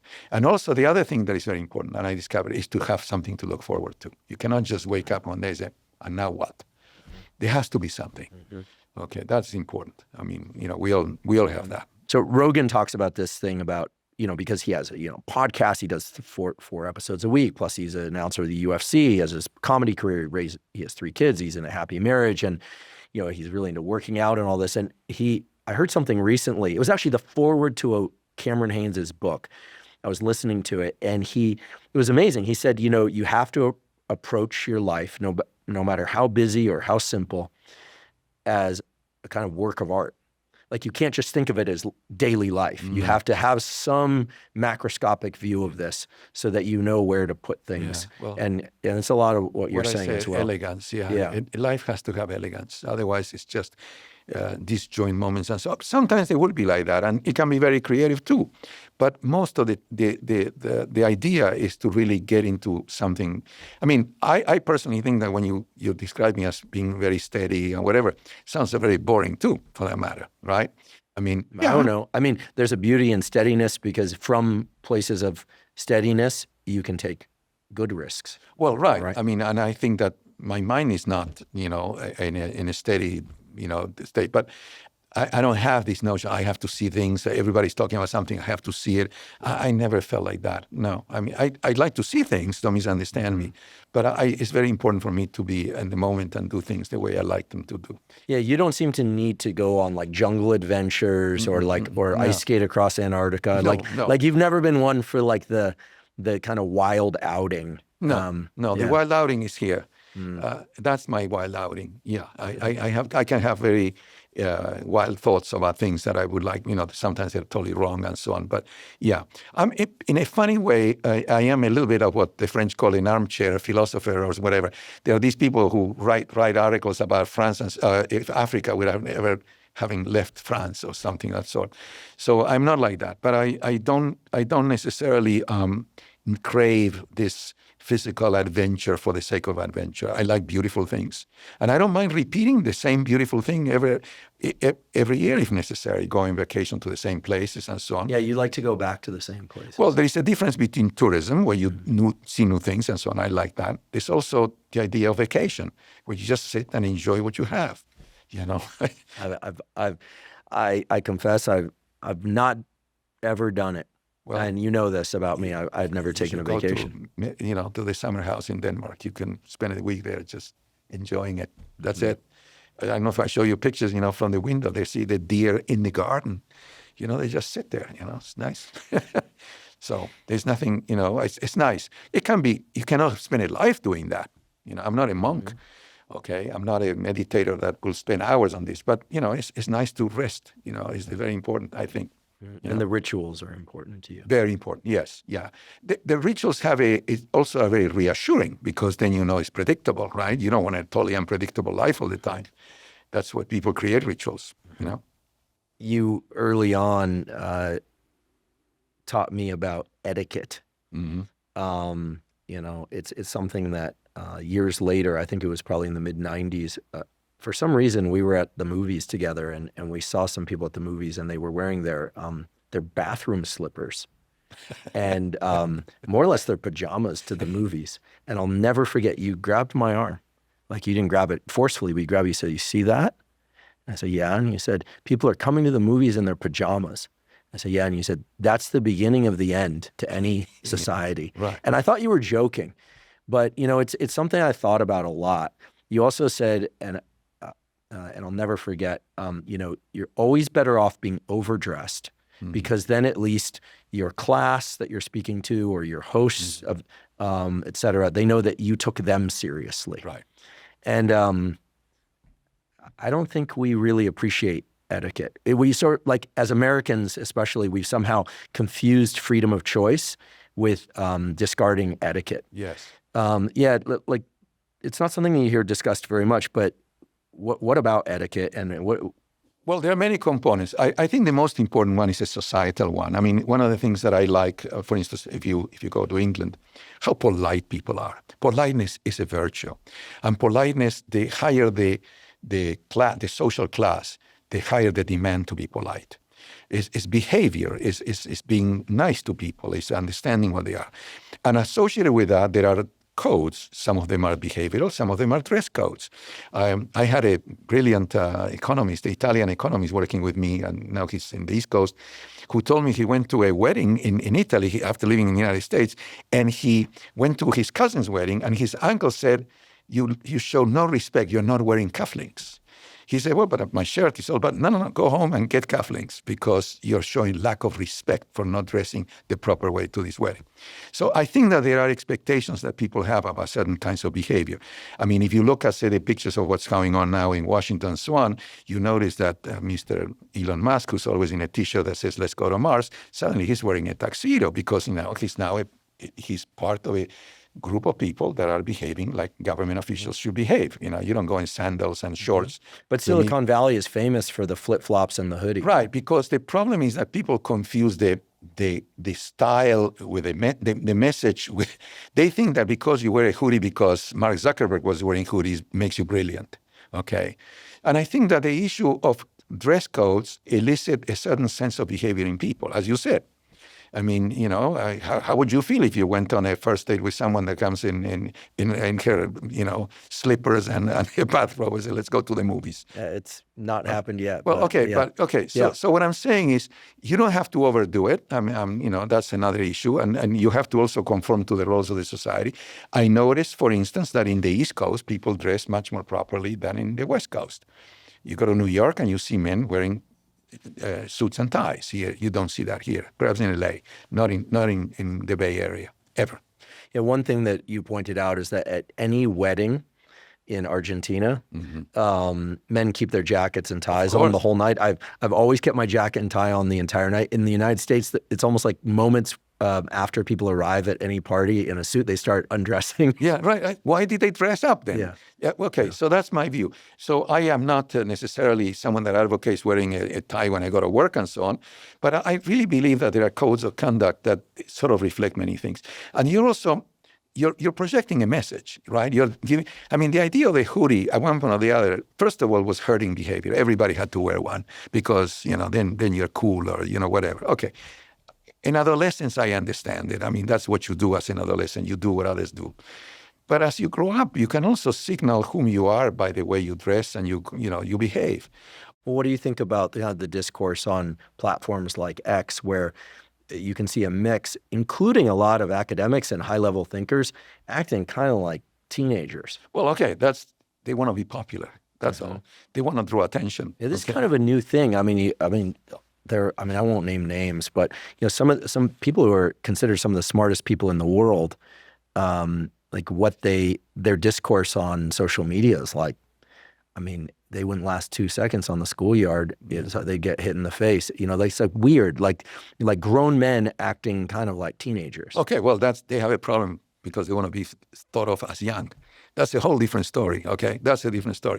Now, having said what I said, I respect that some people eventually reflect on whether or not the rules that the rules that say how you should dress to do one thing or the other do not operate for you, and then you decide to be very different. There are many people who are like that and like to be iconoclastic. I heard many stories about, we were talking about Richard Feynman, who actually made a case. Mary Gell-Mann used to say that about him, to be so different that people will talk about it because he was very interested in people telling stories about it. Bongo drumming naked on the roof, exactly. Not brushing his teeth. Exactly, all that. Okay, so but he was very good at drawing attention. Okay, that's fine. You can also draw attention by dressing very nicely. it's all a matter of. I mean, I was reflecting.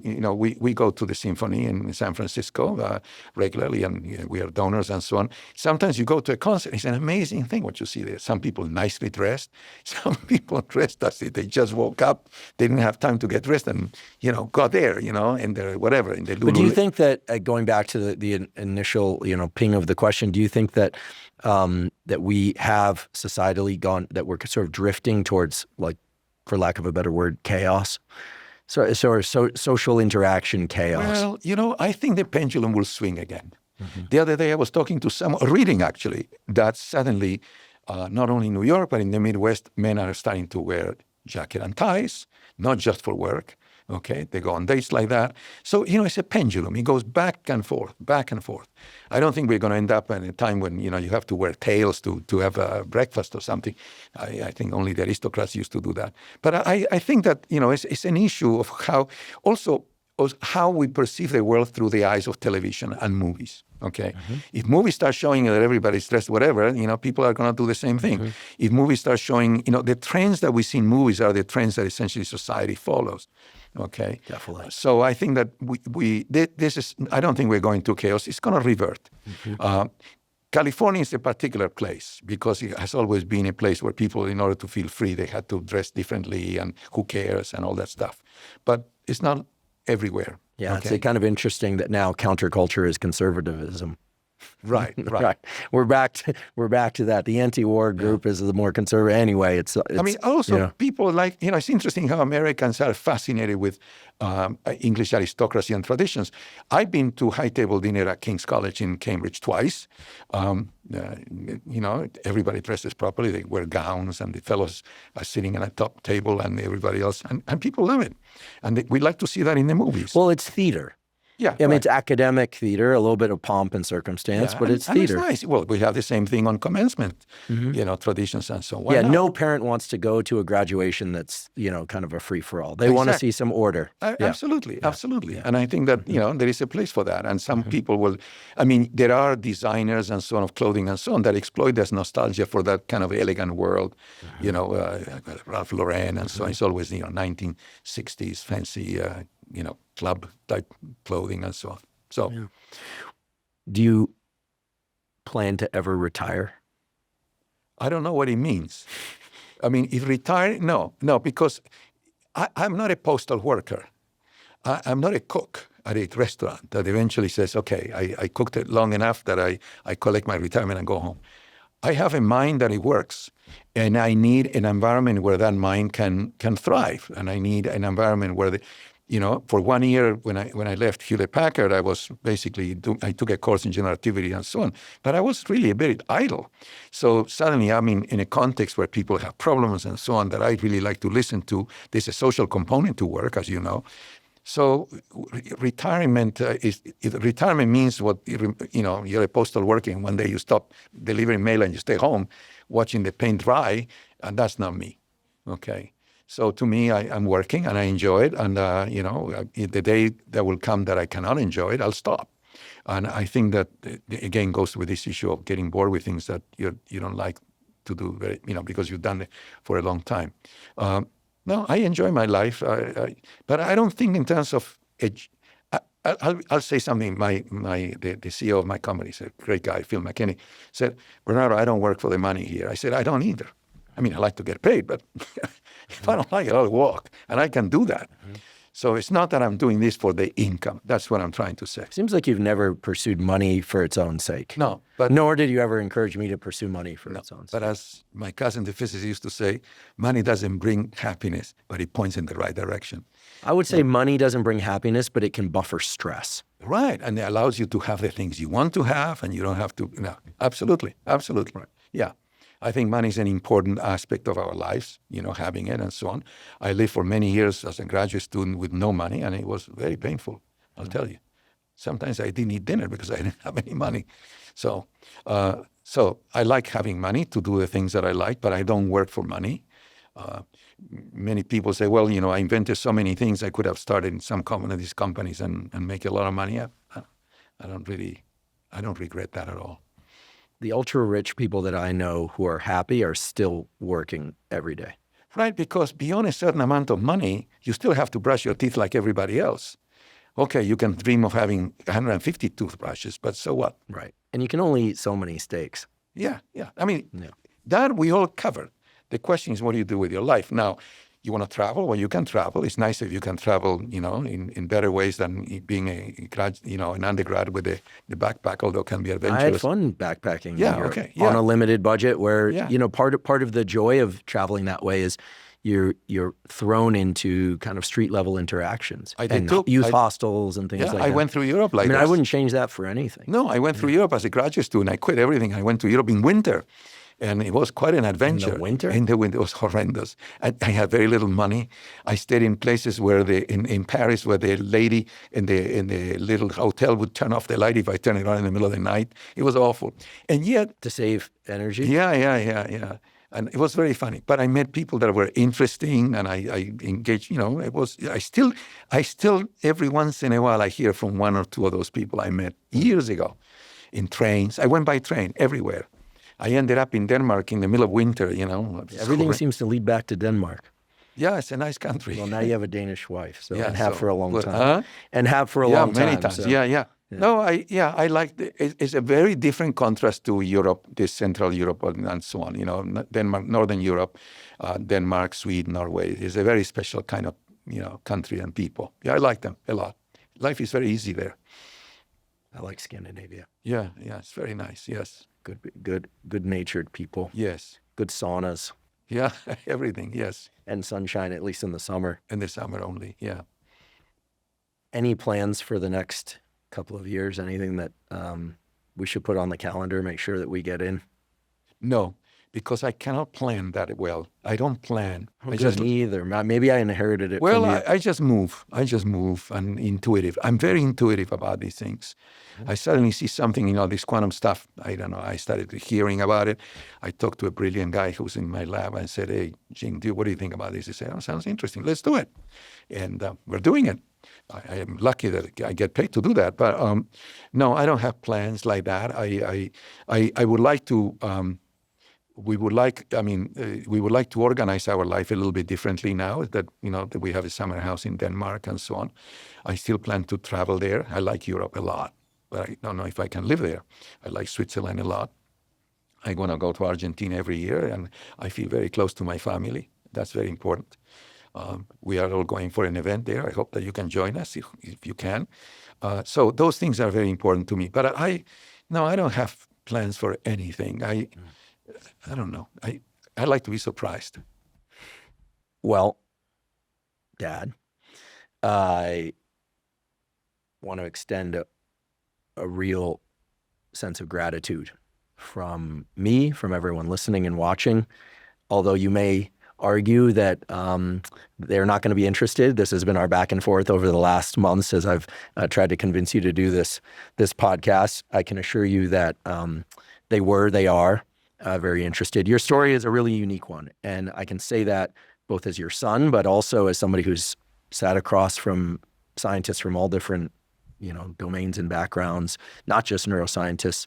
I also really appreciate your ability to explain complicated things in ways that at least we can start to get an understanding, because these are hard concepts. Mm-hmm.